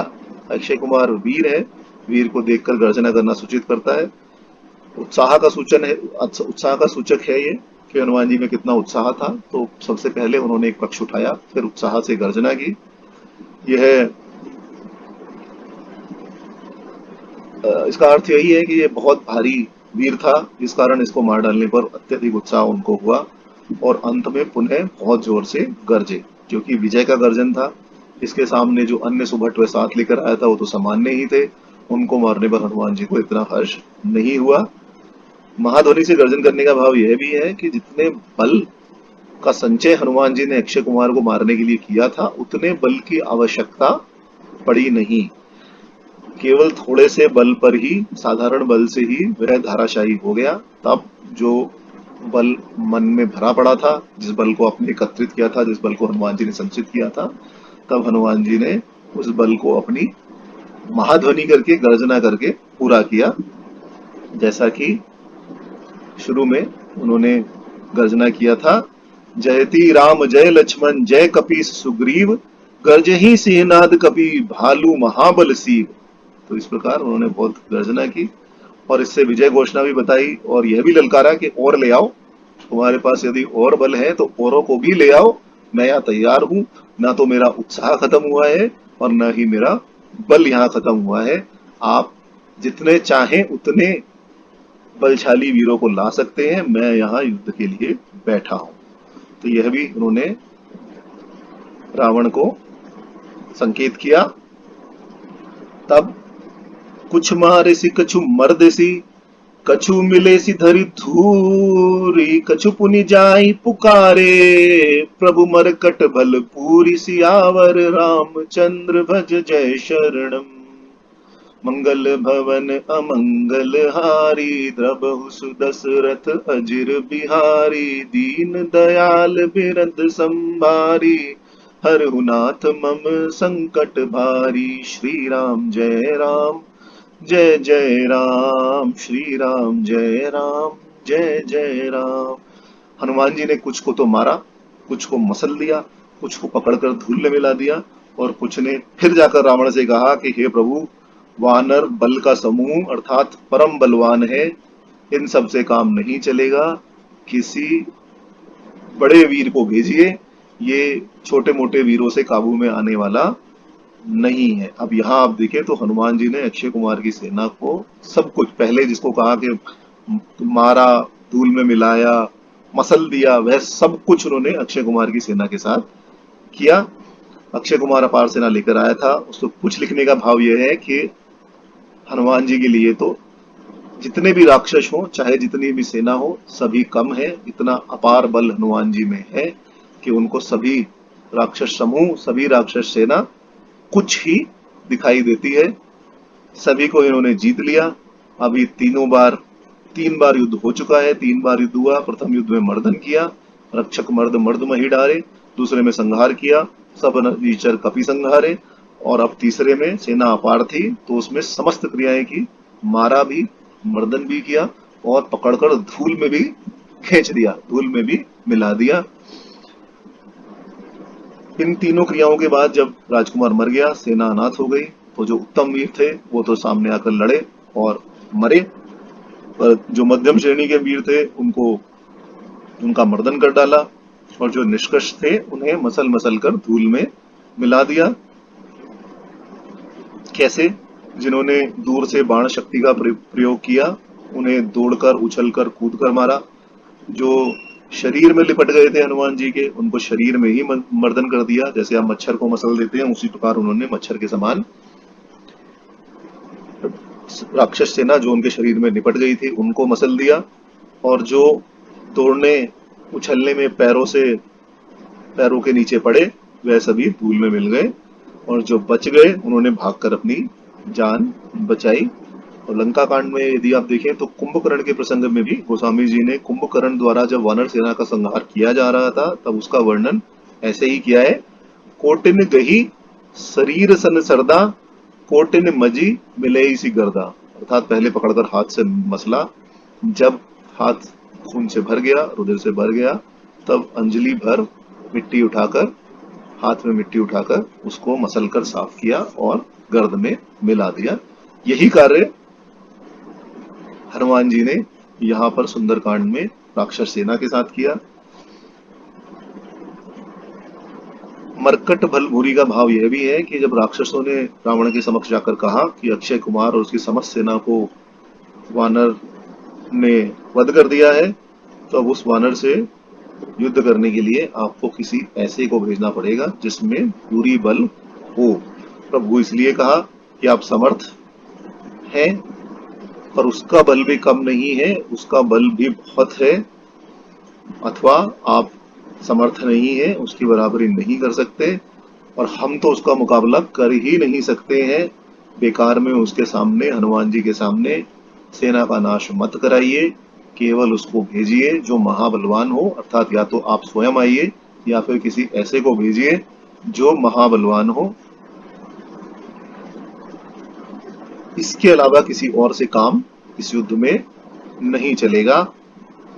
अभी तक आप देखें तो समाचार, जिसने भी रावण को जाके समाचार दिया, समस्त दूतों ने जाकर कपि शब्द का प्रयोग किया, परंतु यहाँ शब्द का कहा मरकट। पहले कहा नाथ एक का आवा कपि वारी, सब सब रजनीचर कपि संघारे, और की बार कहा मरकट फल पूरी। इसका अभिप्राय ये है कि वह मारता भी है और काटता भी है। वो केवल मार ही नहीं रहा, वह दांतों से चबा चबा कर भी राक्षसों का नाश कर रहा है, और यही मरकट का अर्थ है। इससे यही बताते हैं कि हनुमान जी ने युद्ध कला में समस्त उस युद्ध में समस्त युद्ध कला का उपयोग किया। जो जैसा जिसने जैसा प्रहार किया उसको वैसा ही फल हनुमान जी ने दिया। अब इस अशोक वन के युद्ध में यदि आप देखें तो 4 आवर्तियां अभी तक आ रही हैं। पहली लड़ाई में गरजे नहीं, क्योंकि जो साधारण वीर थे उनको मारने में कोई परेशानी नहीं हुई। दूसरी में गरजे, तीसरी में महाध्वनि से गरजे, बल अधिक लगाया, और चौथी में कटकटाकर गरजे। और क्रम से क्यों ऐसा हुआ? क्योंकि पहले बहु भट्ट थे, उसके बाद नाना भट्ट आए, फिर सुभट आए, इनके लिए महाध्वनि से गरजे, और फिर आवत देखी ताही निपत महाध्वनि गरजा, इससे वह महाध्वनि से गरजे। अब इसके आगे विशेष दारुण भट्ट आएगा और उसे देखकर कटकटा कर गरजे।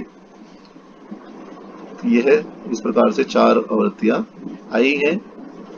अब यह सुनकर सुनि सुत बद लंकेश रिसाना, पटेसी मेघनाद बलवाना, मारिसी जानि सुत बांधे उताही, देखी कपि कहाँ कर आही, मंगल भवन अमंगल हारी, द्रबहु सुदशरथ अजिर बिहारी, दीन दयाल बिरद संभारी, हरहु नाथ मम संकट भारी, श्री राम जय राम जय जय राम, श्री राम जय राम जय जय राम। तो इस प्रकार पुत्र का वध जब रावण ने सुना तब रावण अत्यंत क्रोधित हुआ। लंकेश ने सुना तो लंकेश अत्यंत क्रोधित हुआ और उसने अपने सबसे बलवान पुत्र मेघनाथ को श्री हनुमान जी से युद्ध करने के लिए भेजा, और उसे यह भी समझाया कि हे पुत्र, उस बानर को मारना नहीं है, उसका वध वहां नहीं करना है, केवल उसको बांध कर ले आना है। उस बंदर को यहाँ ले आओ मेरे सामने, देखिए तो सही कि मैं कहाँ का है और यहाँ क्या करने के लिए आया है। यहाँ सुतबुद्ध से स्पष्ट है कि अक्षय कुमार उसी का पुत्र था। उसके मरने पर क्रोध उत्पन्न हो गया। जब मंत्री आदि पुत्रों मंत्रियों और अत्यंत विशाल सेना का नाश हुआ, उसको उनके मरने पर रावण को क्रोध नहीं हुआ, परंतु यहाँ क्योंकि अपने पुत्र का वध हुआ तब रावण अति क्रोधित हो गया। पुत्र का वध सुनकर यहाँ रावण ने न तो विषाद किया न ही कोई दुख प्रकट किया, क्योंकि यह विषाद का अवसर नहीं है। युद्ध चल रहा है और युद्ध में विषाद का अवसर नहीं है, उत्साह बनाए रखना है। इस समय यदि रावण विषाद करेगा तो उसके हाथ कुछ नहीं आएगा। शत्रु एकदम उसके सिर पर चढ़ा बैठा है, उसे यह मारने का समय है, अतः उसने केवल क्रोध किया। जब मेघनाथ हनुमान जी को बांध कर ले जाकर उसके सामने खड़ा कर दिया, जब मेघनाथ ने ऐसा किया, अर्थात जब उसका काम हो गया, तब अपने पुत्र वध का स्मरण कर रावण ने दुख किया। ये आगे आएगा, सुतबद्ध सुरति कीन ही पुनि उपजा हृदय विषाद। फिर ये आगे आएगा कि उन्होंने हृदय विषाद उसके मन में उत्पन्न हुआ, परंतु अभी विषाद का अवसर नहीं है, इसलिए केवल क्रोध किया।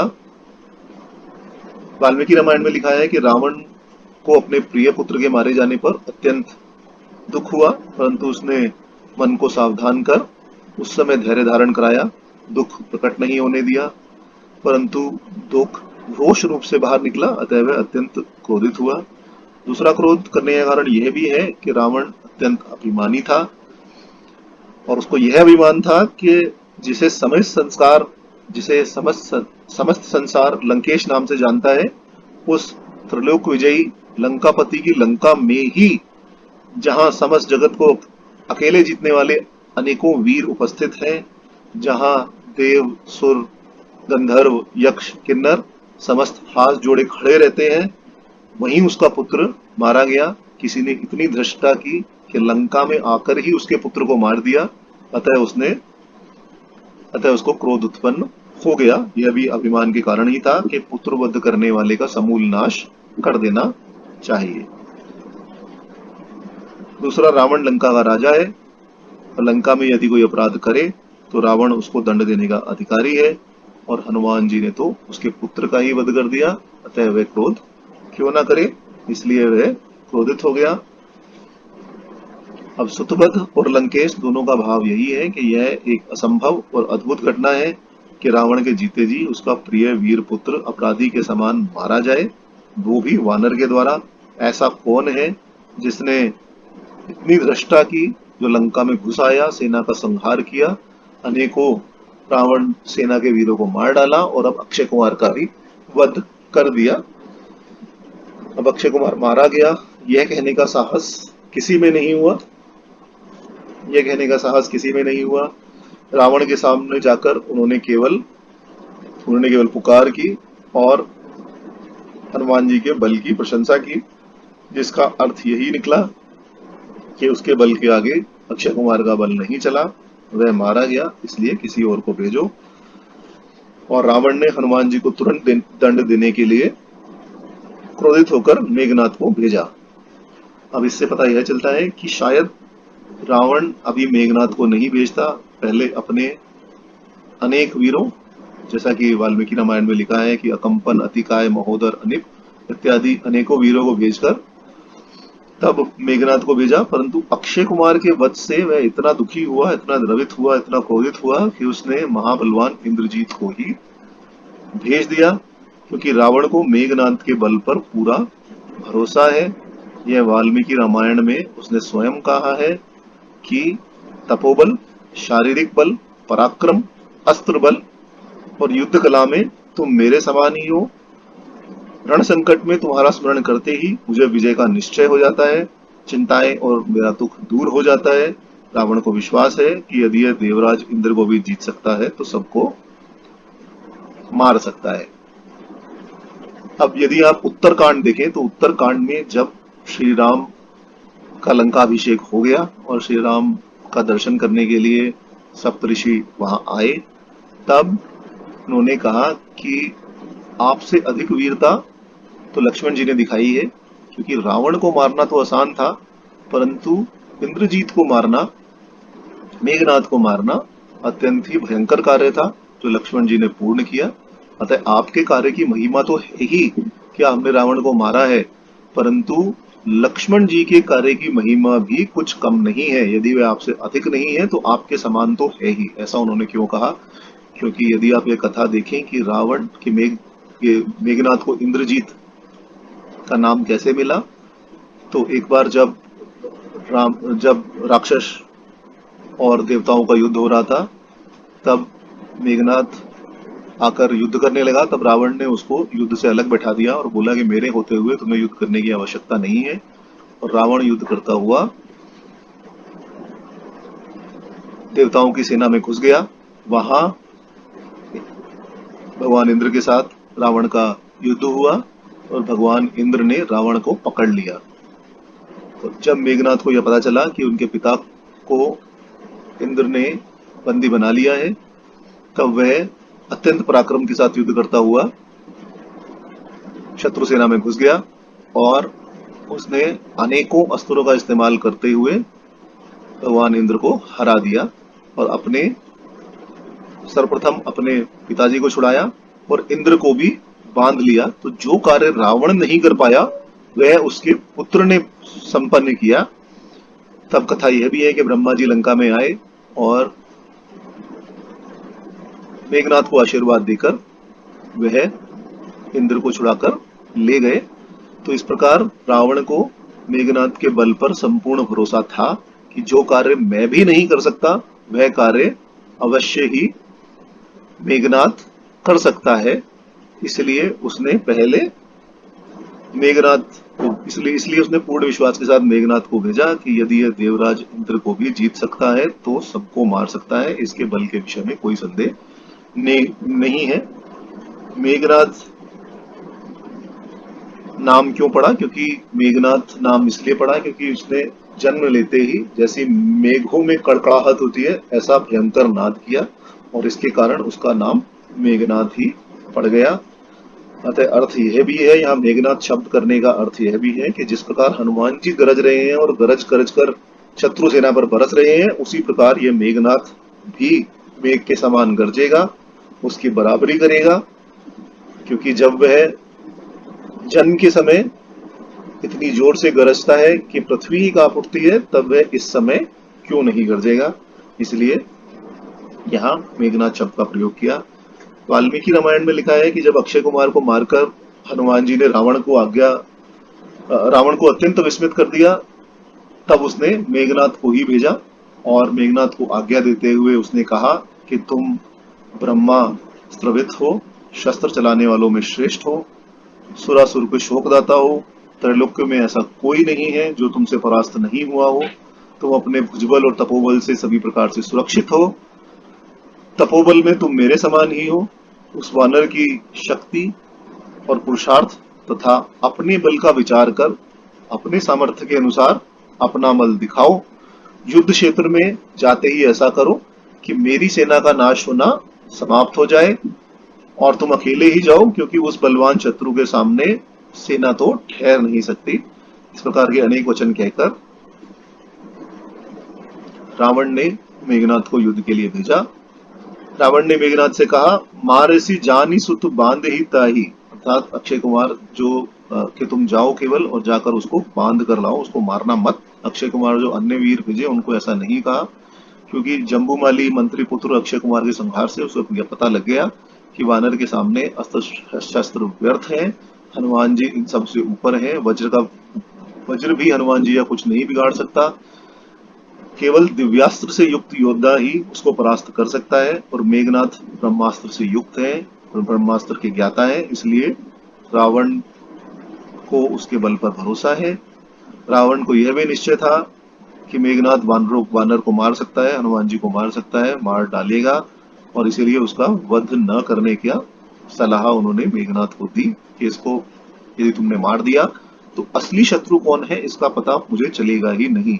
आगे भी आप देखेंगे जब रावण अत्यंत क्रोधित होकर हनुमान जी के वध की आज्ञा देता है और विभीषण जी उसे समझाते हैं, तब उसे यही स्मरण हो आता है कि हाँ, मैंने पहले भी कहा था कि रावण की हनुमान का वध मत करना, वानर का वध मत करना, अन्यथा हमें असली दोषी का पता नहीं चलेगा। और तब वह वहां हनुमान जी को केवल अंग भंग की आज्ञा देकर, पूछ जलाने की आज्ञा देकर छोड़ देता है। अब उसका कारण यह है कि दंड असली शत्रु को देना चाहिए, इसलिए कहा कि केवल बांध लाओ, उसको मारो मत। देखिए कपी कहाँ कर आई से रावण का आशय यह भी हो सकता है कि हमारा वैरी तो तीनों लोकों में कोई नहीं था, ऐसा कोई वीर तीनों लोकों में नहीं बचा जिसको या तो हमने मार नहीं दिया अथवा जिसके साथ हमारी मित्रता स्थापित नहीं हो गई। अतः ऐसा कौन इस समस्त तीनों लोकों में उत्पन्न हो गया जो लंकेश से, जो रावण से युद्ध करने का उत्सुक है और युद्ध करने के लिए उसी की राजधानी में आकर, उसी के देश में आकर उसी के पुत्र को मार डालता है। अतः किसने भेजा यह पता करना चाहिए और उसके समस्त कुल को मार देना चाहिए, उसकी करनी का मजा उसको चखाना ही चाहिए। और इस भाव के कारण आप देखेंगे कि रावण के समक्ष जब हनुमान जी आए तो सबसे पहले रावण ने यही पूछा, कवन तय कीसा के ही बल खाले सी बल खीसा, कि किसके बल से तुम यहाँ आए हो, किसने तुम्हें भेजा है यह बताओ। जब रावण ने इस प्रकार आज्ञा दी तब चला इंद्रजित अतुलित जोधा, बंधु निधन सुनी उपजा क्रोधा, कपि देखा दारुण भट आवा, कटकटाई गरजारु धावा। यहाँ कटकटाकर गरजे और मेघनाथ पर धावा बोल दिया। मंगल भवन अमंगल हारी, द्रबहु सुदशरथ अजिर बिहारी, दीन दयाल बिरद संभारी, हरहु नाथ मम संकट भारी। श्री राम जय राम जय जय राम, श्री राम जय राम जय जय राम। जब रावण ने इस प्रकार का आदेश मेघनाथ को दिया, तब रावण का यह आदेश पाकर वह अतुलित योद्धा, इंद्र को भी जीतने वाला मेघनाथ चला। भाई का वध सुनकर उसको अत्यंत क्रोध उत्पन्न हो गया था। हनुमान जी ने देखा कि इस प्रकार इस बार यह बड़ा भयानक और कठिन योद्धा आया है, तब दांत कटकटाकर क्रोध करके गरजे और उसकी ओर दौड़ पड़े। इंद्रजीत का भाव यही है कि जिस प्रकार इंद्र को बांधकर लंका में मेघनाथ ले आया था, उसी प्रकार हनुमान जी को बांधकर अपने पिता के सामने, रावण के सामने वह उपस्थित कर देगा। अतुलित बल अर्थात जिसका कोई तुल्य नहीं है, उसकी तुलना केवल हनुमान जी के बल से ही हो सकती है। हनुमान जी ने तो बालपन में ही इंद्र के वज्र के आघात को सह लिया था, इंद्र के वज्र को तुच्छ कर दिया था, और अतुलित बल के धाम तो ये हैं ही। तब एक इंद्रजीत का सामना दूसरे इंद्रजीत से ही हो सकता है। दोनों की तुलना इसलिए की जा सकती है क्योंकि मेघनाद ने इंद्र को अपनी माया के बल से जीता था, और हनुमान जी ने बाल क्रीड़ा से ही इंद्रदेव के वज्र को निष्फल कर दिया था। इसलिए जैसा पराक्रम इंद्रजीत का था, उससे कहीं अधिक हनुमान जी का था, क्योंकि इंद्र ने माया दिखाई, परंतु हनुमान जी ने केवल बाल सुलभ चेष्टाओं से खेल खेल में ही इंद्र को हरा दिया। पिता की आज्ञा प्राप्त होते ही इंद्रजीत अकेले ही युद्ध के लिए चल पड़ा। भाव यह है कि इतना अधिक अतुलित बलवान योद्धा मेघनाथ है, इंद्रजीत है, कि वह किसी की सहायता नहीं चाहता। वह नहीं चाहता कि कुछ अन्य वीर आए और युद्ध में मारे जाएं। इसलिए जो भी कोई अन्य बलवान वीर उसके साथ आए, वह उन्हें अपनी इच्छा से साथ में नहीं लाया था। वाल्मीकि रामायण में भी यही कहा गया है कि रावण ने मेघनाथ को अकेले ही जाने के लिए कहा। इसीलिए गोस्वामी जी ने भी यहाँ मेघनाथ के जाते हुए कहा कि वह अकेला ही चला, जिससे यह सिद्ध होता है कि ये कितना भयमुक्त था, कितना निर्भीक था, किसी का ऐसे कोई डर नहीं था, जिसके कारण वह इतने भयंकर युद्ध में, जब इतने सारे लंका के वीर केवल एक वानर द्वारा मार दिए गए, तब भी वह अकेला ही चल पड़ा। अब यह समझा जा सकता है कि मेघनाथ के जाने के पश्चात रावण ने अन्य महाभटों को भेज दिया होगा कि तुम भी जाओ, जैसा कि लक्ष्मण जी से युद्ध के समय भी भेजा था। इसलिए यहाँ पर अनेक सुभट भी आए। भाई का मारा जाना सुनकर इंद्रजीत को क्रोध हुआ। इंद्र को क्रोध क्यों हुआ? क्योंकि अभिमान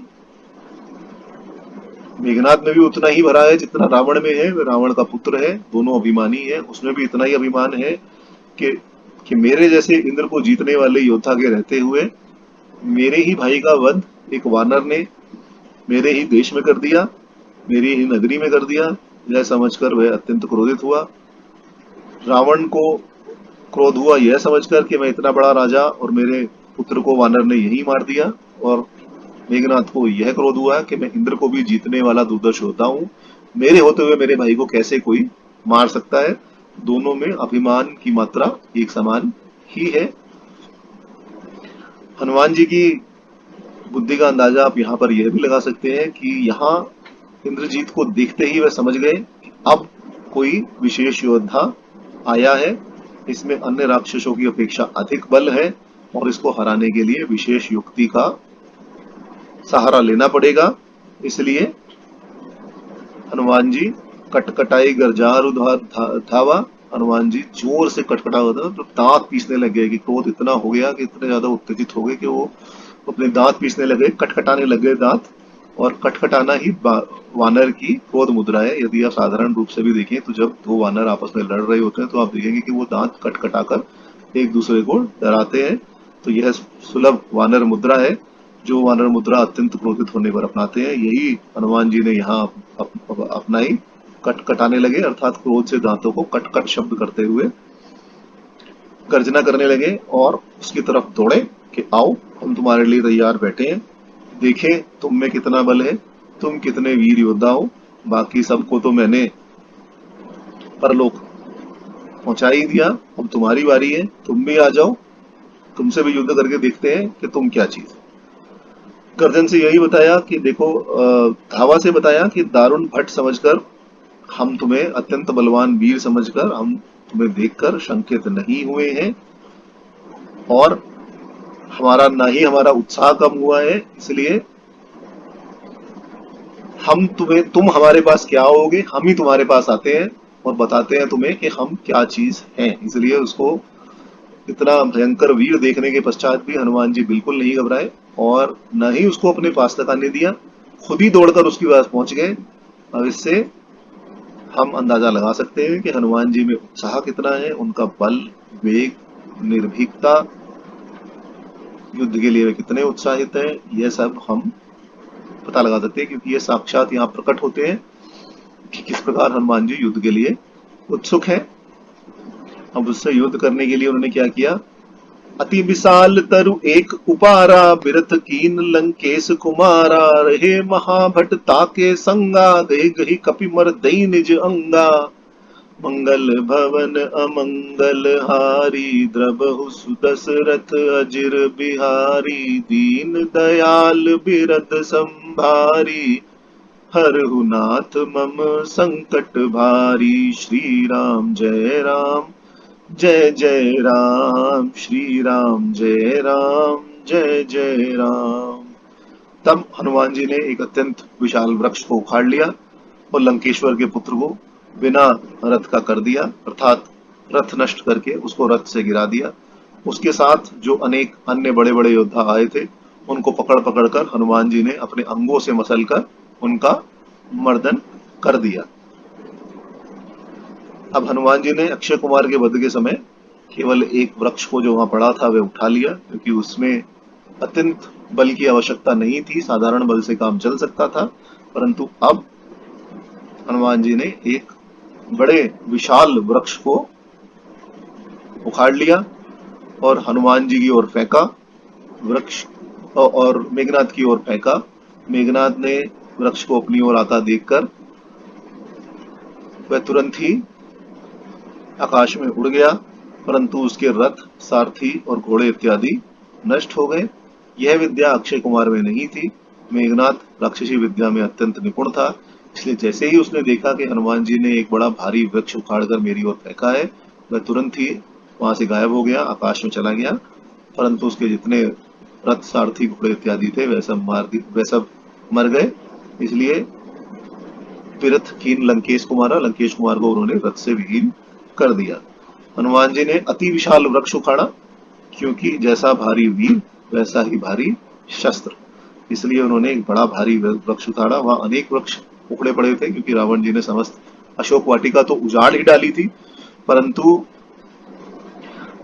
हनुमान जी को मेघनाथ का संपूर्ण विनाश करना था। संपूर्ण विनाश करने के लिए उन्होंने विशाल वृक्ष को उखाड़ा और इतना बड़ा उखाड़ा जिससे वह लंकेश कुमार को विशेष पीड़ा दे सके। विशाल वृक्ष के द्वारा हनुमान जी ने मेघनाथ की शोभा भी नष्ट कर दी। मेघनाथ बहुत सज धज कर लंकेश कुमार बनकर युद्ध करने के लिए आया था, परंतु अब उसे बिना रथ और सारथी के पैदल सैनिक बनकर ही लड़ना पड़ा। अब मेघनाथ वहां से गायब हो गया और गायब होकर कुछ समय तक नजर नहीं आया।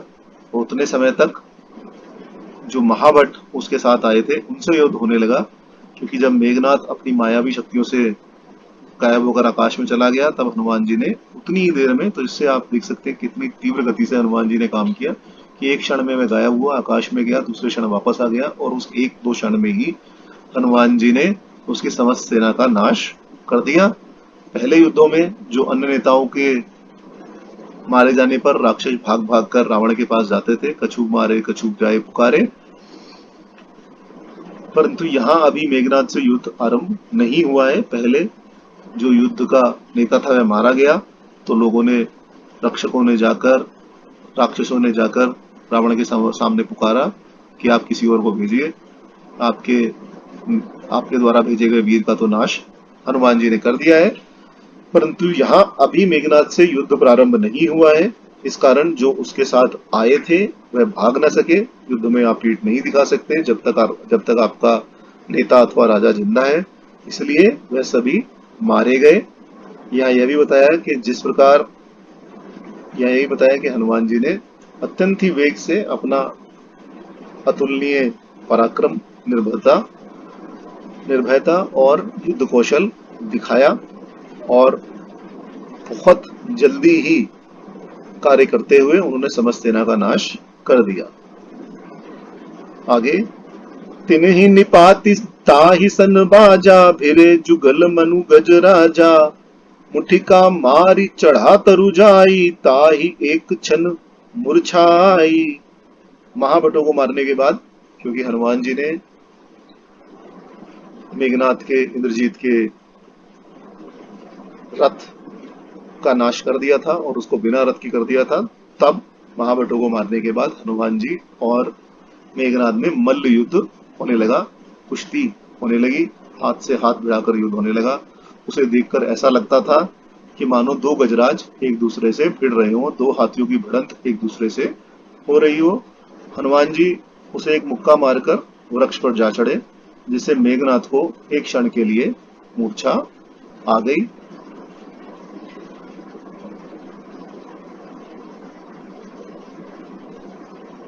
हनुमान जी ने पहले महाभटों को, जितने भी अत्यंत भारी वीर आए थे, उन सबको मच्छर के समान मसल दिया और मेघनाथ से मल्ल युद्ध करना प्रारंभ किया। इससे यह पता चला कि मेघनाथ उन लाखों वीरों के सामने भी विशेष बलिष्ठ है, उसमें अत्यंत बल है। युद्ध नीति तो यही कहती है कि पहले सरदार को मारा जाए और उसके बाद जो सेना बच जाए तब उस सेना का नाश किया जाए। पर यहाँ वानर समान युद्ध करते हुए हनुमान जी ने पहले सेना का नाश किया, तब सरदार से बढ़े। हनुमान जी ने मेघनाथ से बाद में भी इसलिए युद्ध किया क्योंकि वह माया का उपयोग करके आकाश में छिप गया था, इसलिए जो सामने आया उसको मार दिया, सेना का नाश पहले किया और सरदार से बाद में भिड़े। 1 मिनट का समय मुझे दीजिएगा।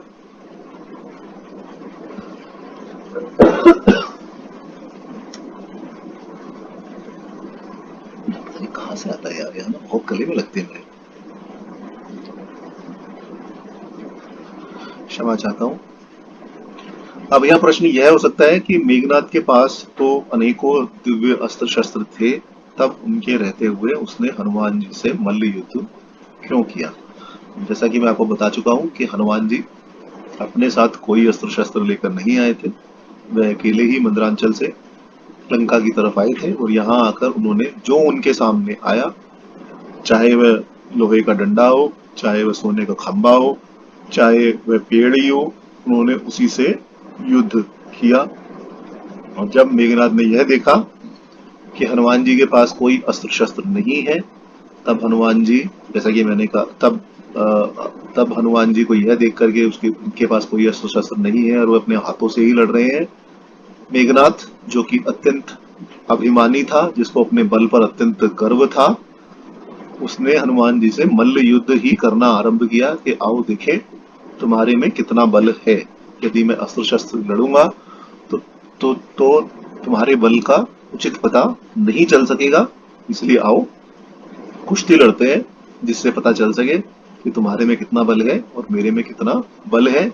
यह स्पष्ट सूचित करता है कि मेघनाथ किस प्रकार का क्रोधी एवं अभिमानी व्यक्ति था, राक्षस था।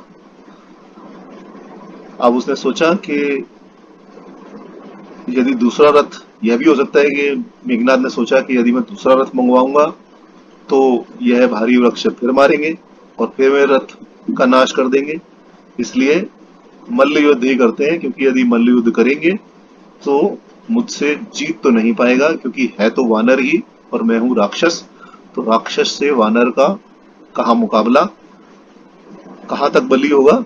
इसलिए धोखे में आकर भी मेघनाथ हनुमान जी से भिड़ गया।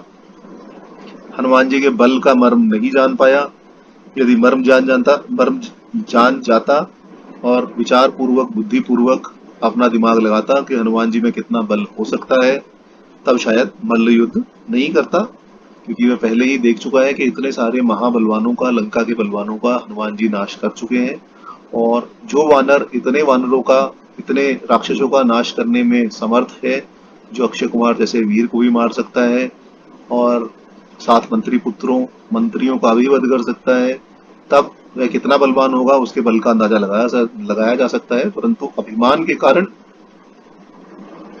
मेघनाथ की बुद्धि कार्य कर ही नहीं रही थी और इसलिए वह मल्ल युद्ध हनुमान जी से करने लगा।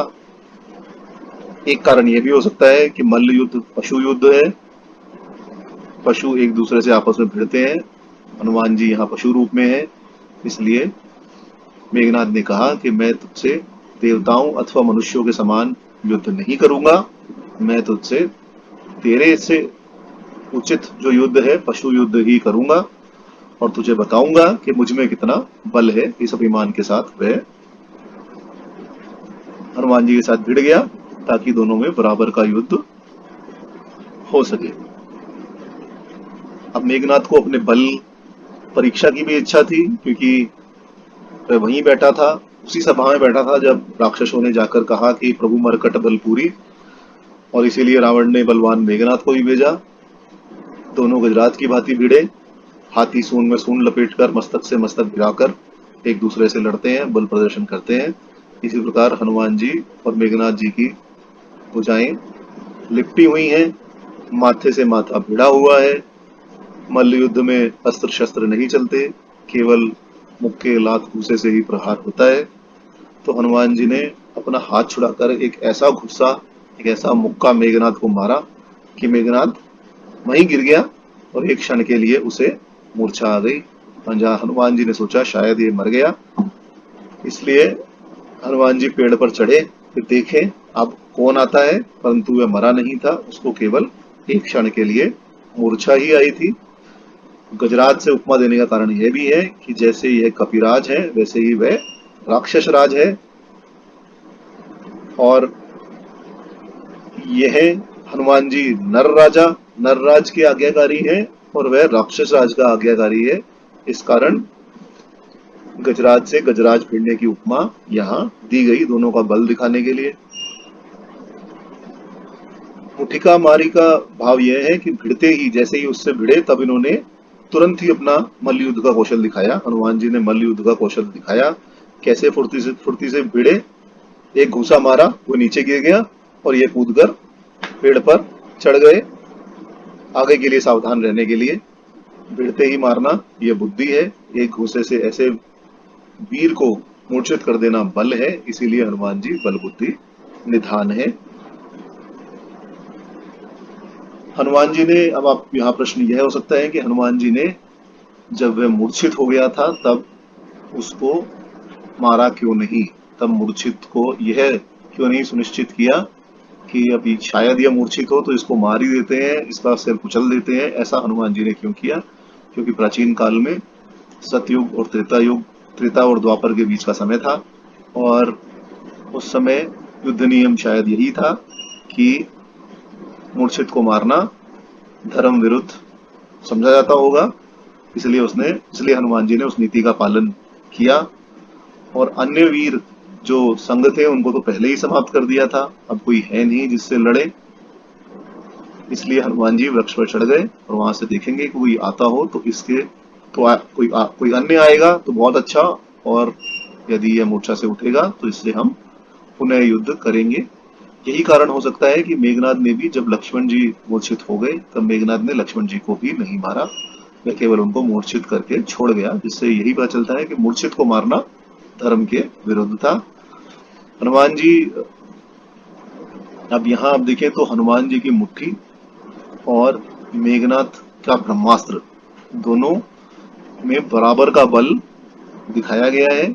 मेघनाथ केवल एक घुस्से से मूर्छित हो गया और हनुमान जी ब्रह्मास्त्र से भी मूर्छित नहीं हुए, ब्रह्मास्त्र से स्वयं बंधे, और यदि नहीं चाहते तो मेघनाथ उनको बांध ही नहीं सकता था।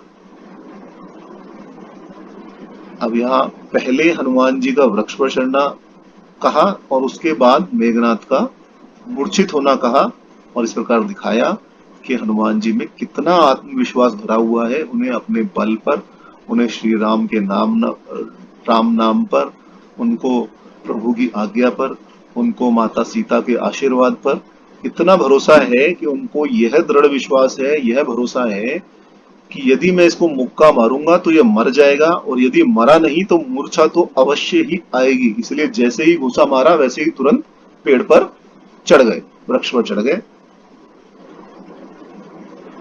उसके बाद मेघनाथ को थोड़ा होश आया उठी बहोर की नीसी बहु माया, जीत न जाई प्रभंजन जाया।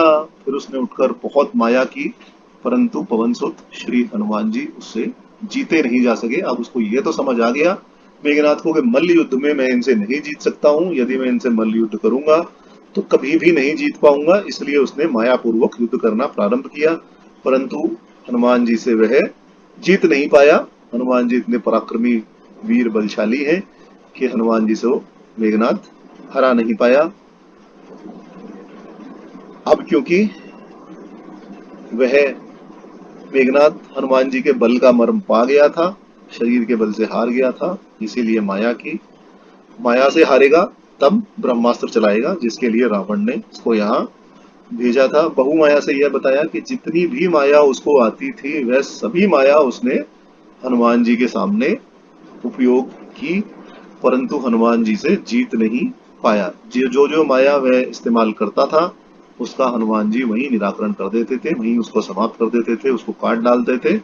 इसलिए हनुमान जी को प्रभंजन जाया कहा कि वह माया का नष्ट करने में सक्षम है, किसी भी माया का नाश कर जाते हैं। प्रभंजन अर्थात जो प्रकर्ष करके भंजन करे, उसके ये पुत्र हैं, अतः इन्होंने माया का भी भंजन किया।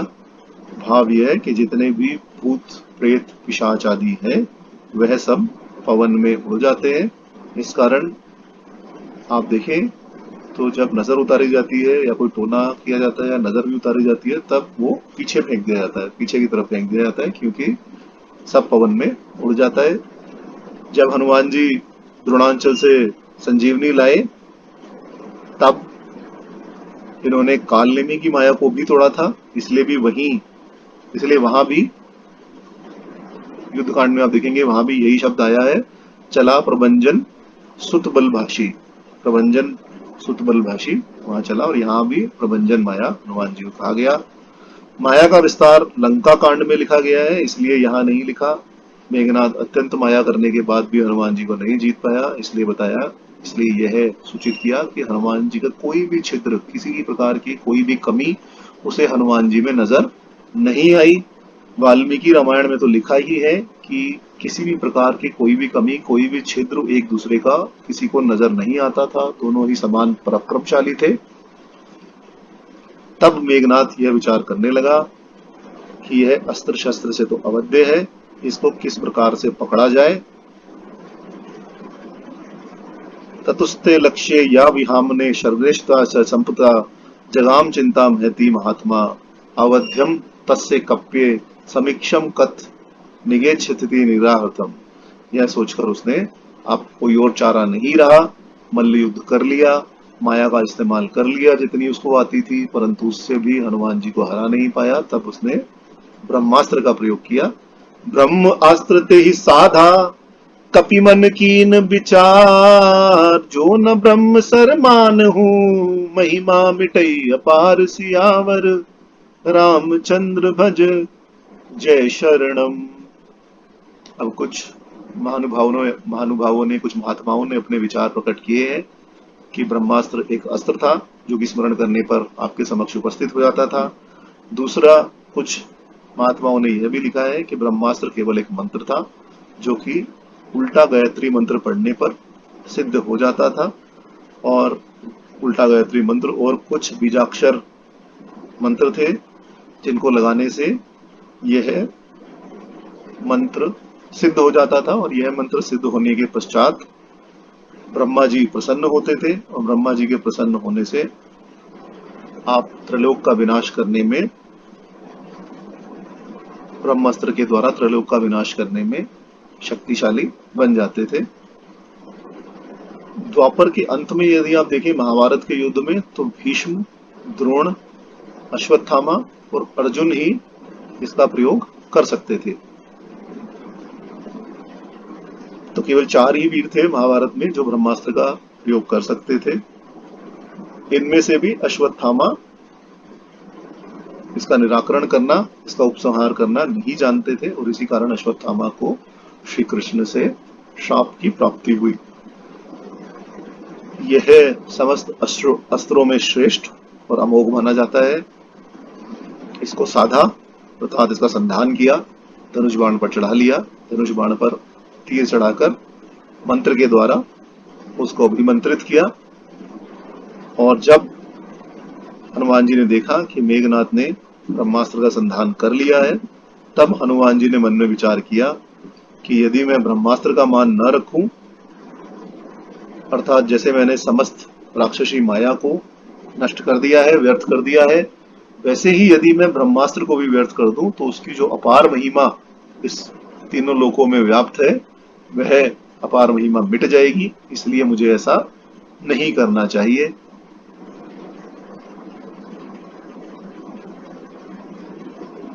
ब्रह्मास्त्र के विषय में यह भी लिखा गया है कि साधारण युद्ध में ब्रह्मास्त्र का प्रयोग नहीं किया जाता।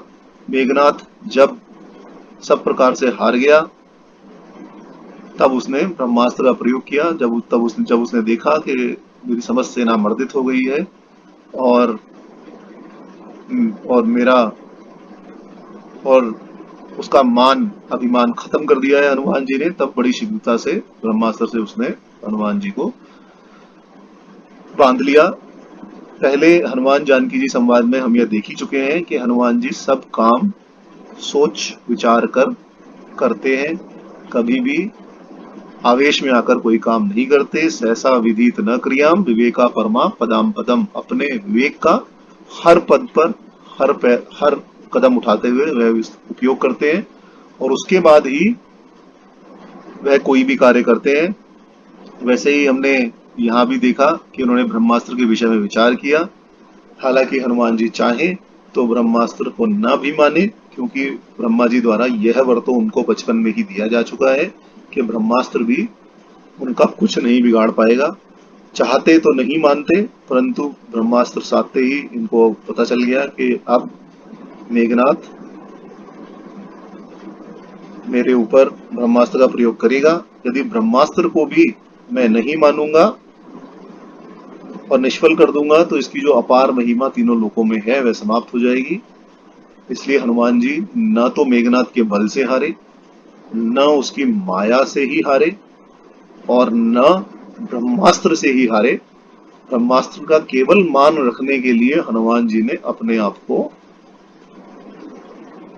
ब्रह्मास्त्र के फल से बंधा लिया। अपार महिमा यही कि देवता मनुष्य राक्षस जितने भी जीव इस त्रिलोक में हैं वह सभी ब्रह्मास्त्र के वश में हैं। यदि हनुमान जी इसका सम्मान नहीं करेंगे तो ब्रह्मास्त्र की यह बड़ाई संसार भर में नहीं रह जाएगी। वाल्मीकि रामायण सुंदरकांड में हम देखें तो सर्ग 48 में ब्रह्मास्त्र चलाने के विषय में मेघनाथ के अनेकों विचार दिए गए हैं और उसके मानने में हनुमान जी के विचार भी दिए गए हैं। अमोघ बाणों के भी निष्फल हो जाने पर मेघनाथ ने विचार किया कि यह वानर अवध्य है, इसको किस प्रकार पकड़ा जाए। यह सोचकर ब्रह्मास्त्र चलाकर उसने हनुमान जी को बांध लिया। परंतु ब्रह्मास्त्र देखकर हनुमान जी चिंतित और पीड़ित नहीं हुए, अपितु ब्रह्मा के वर का विचार करते हुए सोचने लगे कि मुझे क्या करना चाहिए। ब्रह्मास्त्र में अपनी श्रद्धा और ब्रह्मास्त्र के तोड़ने की अपनी शक्ति और ब्रह्मा जी की कृपा का विचार कर उन्होंने यही निश्चय किया कि इसको मान ही लेना चाहिए, इसको तोड़ना नहीं चाहिए। अस्त्र से बन जाने पर भी मुझे भय नहीं है, क्योंकि मैं ब्रह्मा इंद्र और वायु के द्वारा रक्षित हूँ। मेरे पकड़े जाने पर भी मुझे यही गुण दिखाई देता है कि यह रावण के समक्ष मुझे ले जाएंगे और रावण से बात करने का मौका मुझे मिलेगा। अतः ये लोग मुझे पकड़ लें, यही अच्छा है। हनुमान जी ने अपना बांधा जाना और राक्षसों द्वारा तिरस्कार किया जाना इसी विचार से अच्छा समझा कि शायद रावण कौतूहलवश मुझे देखना चाहे और मेरी उससे बातचीत हो जाए। यह उन्होंने हनुमान रावण संवाद में भी रावण को वाल्मीकि रामायण में कहा है कि मुझे ब्रह्मा से वर मिला है, मैं किसी भी अस्त्र से बांधा नहीं जा सकता और ना मैं उससे बंधा हूँ। मैंने केवल तुम्हारे दर्शनार्थ वनों को उजाड़ा और यहाँ रामचंद्र जी का कार्य करने के लिए ही आया हूँ। रामचरितमानस सुंदरकांड में भी कुछ इन्हीं भावों और शब्दों का प्रयोग हनुमान जी आगे करेंगे। अब हनुमान जी ने यह भी सोचा कि प्रभु श्री राम मर्यादा पुरुषोत्तम है, वह स्वयं ब्रह्मा के दिए हुए वरदानों की मर्यादा की रक्षा करते हैं और मैं उनका दास हूँ। अतः मुझे इनकी मर्यादा तो रखनी ही चाहिए, नहीं तो आगे कोई भी उनके वर देने पर विश्वास नहीं करेगा। उनका महत्व जो प्रभु ने उन्हें दे रखा है वह उठ जाएगा तो ब्रह्मा जी की रक्षा करने के लिए यहाँ हनुमान जी ने ब्रह्मवर ब्रह्मास्त्र के आगे अपना बंधना ही स्वीकार किया, उसको काटना इन्होंने उचित नहीं समझा। वाल्मीकि रामायण में यह भी लिखा है कि ब्रह्मास्त्र का उपयोग केवल एक बार ही हो सकता था और ब्रह्मास्त्र से बांधे जाने पर यदि किसी अन्य पाश का इस्तेमाल किया जाए तो ब्रह्मास्त्र खुल जाता था, ब्रह्मास्त्र का प्रभाव नहीं रह जाता था। यहाँ राक्षसों ने क्या किया कि जैसे ही वाल्मीकि रामायण में लिखा है कि जैसे ही हनुमान जी ब्रह्मास्त्र से बंधे तभी समस्त राक्षस अनेकों प्रकार की रस्सियां जटाएं लेकर दौड़ पड़े और उन्होंने हनुमान जी को उससे बांध लिया। यह देखकर मेघनाथ समझ गया कि हनुमान जी खुल चुके हैं क्योंकि ब्रह्मास्त्र का प्रभाव मिट चुका है, परंतु वह यह देखकर अत्यंत आश्चर्यचकित हुआ कि हनुमान जी तब भी साधारण रस्सियों में बंधे पड़े हैं, वे उठने की चेष्टा ही नहीं कर रहे हैं। तो जब उन्होंने देखा कि हनुमान जी हिलडुल नहीं रहे हैं और बिल्कुल चेष्टा किसी प्रकार की नहीं कर रहे हैं, तब राक्षसों ने हनुमान जी को उठाया और रावण के समक्ष उपस्थित किया। 10 बज चुके हैं, तो अब हम कल ब्रह्मबान कपि कहूते ही मारा परत ही बार कटुक संघारा, यहां से हम आगे कल हम विचार करेंगे। अब इसके आगे जैसा कि मैंने कहा कि भाव यही रहेंगे कि हनुमान जी ने किस प्रकार राक्षसों को मारा, किस प्रकार अत्यंत आनंद का भाव यह रहेगा कि हनुमान जी ने किस प्रकार राक्षसों को मारा, किस प्रकार श्री राम के कार्य की पूर्ति की। और रावण हनुमान संवाद तो अत्यंत सुंदर है, मुझे लगता है कल हम रावण हनुमान संवाद तक पहुंच ही जाएंगे। कल हम रावण हनुमान संवाद तक पहुंच जाएंगे, 3 ही चौपाई हम पीछे हैं। और रावण हनुमान संवाद अत्यंत सुंदर है, किस प्रकार रावण ने हनुमान जी से प्रश्न किए, किस प्रकार हनुमान जी ने उन समस्त प्रश्नों का उत्तर दिया और वह उत्तर देने के पश्चात रावण जब अत्यंत क्रोधित हो गया, अत्यंत लज्जित हो गया क्योंकि हनुमान जी हर बात का जवाब दे रहे थे, तब उसने किस प्रकार हनुमान जी को पहले मारने की और उसके बाद अंग भंग करने की, विभीषण जी के प्रेरणा देने के द्वारा अंग भंग करने की आज्ञा दी, यह हम कल से आगे पुनः प्रारंभ करेंगे। आज हम शांति पाठ के बाद यहीं आज इस सेशन को समाप्त करते हैं। ओम द्यौ शांतिरंतरिक्षं शांति पृथ्वी शांतिराप शांति औषधय शांति वनस्पतय शांति विश्वे देवा शांति ब्रह्म शांति सर्वं शांति शांतिरेव शांति सामा शांतिरेधि। ओम शांति शांति शांति। परमात्मा हमारे सभी अधिभौतिक, अधिदैविक और आध्यात्मिक तीनों प्रकार के तापों और विघ्नों को सर्वथा शांत करे, समस्त संसार में शांति प्रदान करे। इसी कामना के साथ आज हम यही विराम देते हैं। कोई आपका प्रश्न हो तो मुझसे कह सकते हैं या कोई भाव आपका हो तो प्लीज।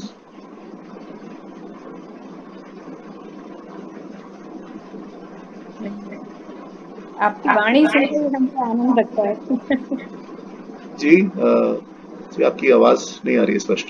क्या आपकी वाणी सुन के आनंद आता है? जी धन्यवाद उसके लिए। मम्मी और मैं दोनों सुन रहे हैं, बहुत अच्छा लग रहा है हम लोगों को। मेरी वाणी नहीं है ये, हनुमान जी की प्रेरणा कह लीजिए या श्री राम जी की प्रेरणा कह लीजिए, ये हनुमान जी या श्री राम जी की ही प्रेरणा है। मैं तो केवल उच्चारण मात्र कर रहा हूँ, इसके अधिक कुछ नहीं है। God has been kind, God's grace. जी आप सभी को प्रणाम। आज के लिए विदा। कल सुबह पुनः 8 बजे हम फिर मिलेंगे। नमस्कार। बहुत बहुत प्रणाम और धन्यवाद। प्रणाम बहुत बहुत धन्यवाद त्यागी जी। प्रणाम। तो कल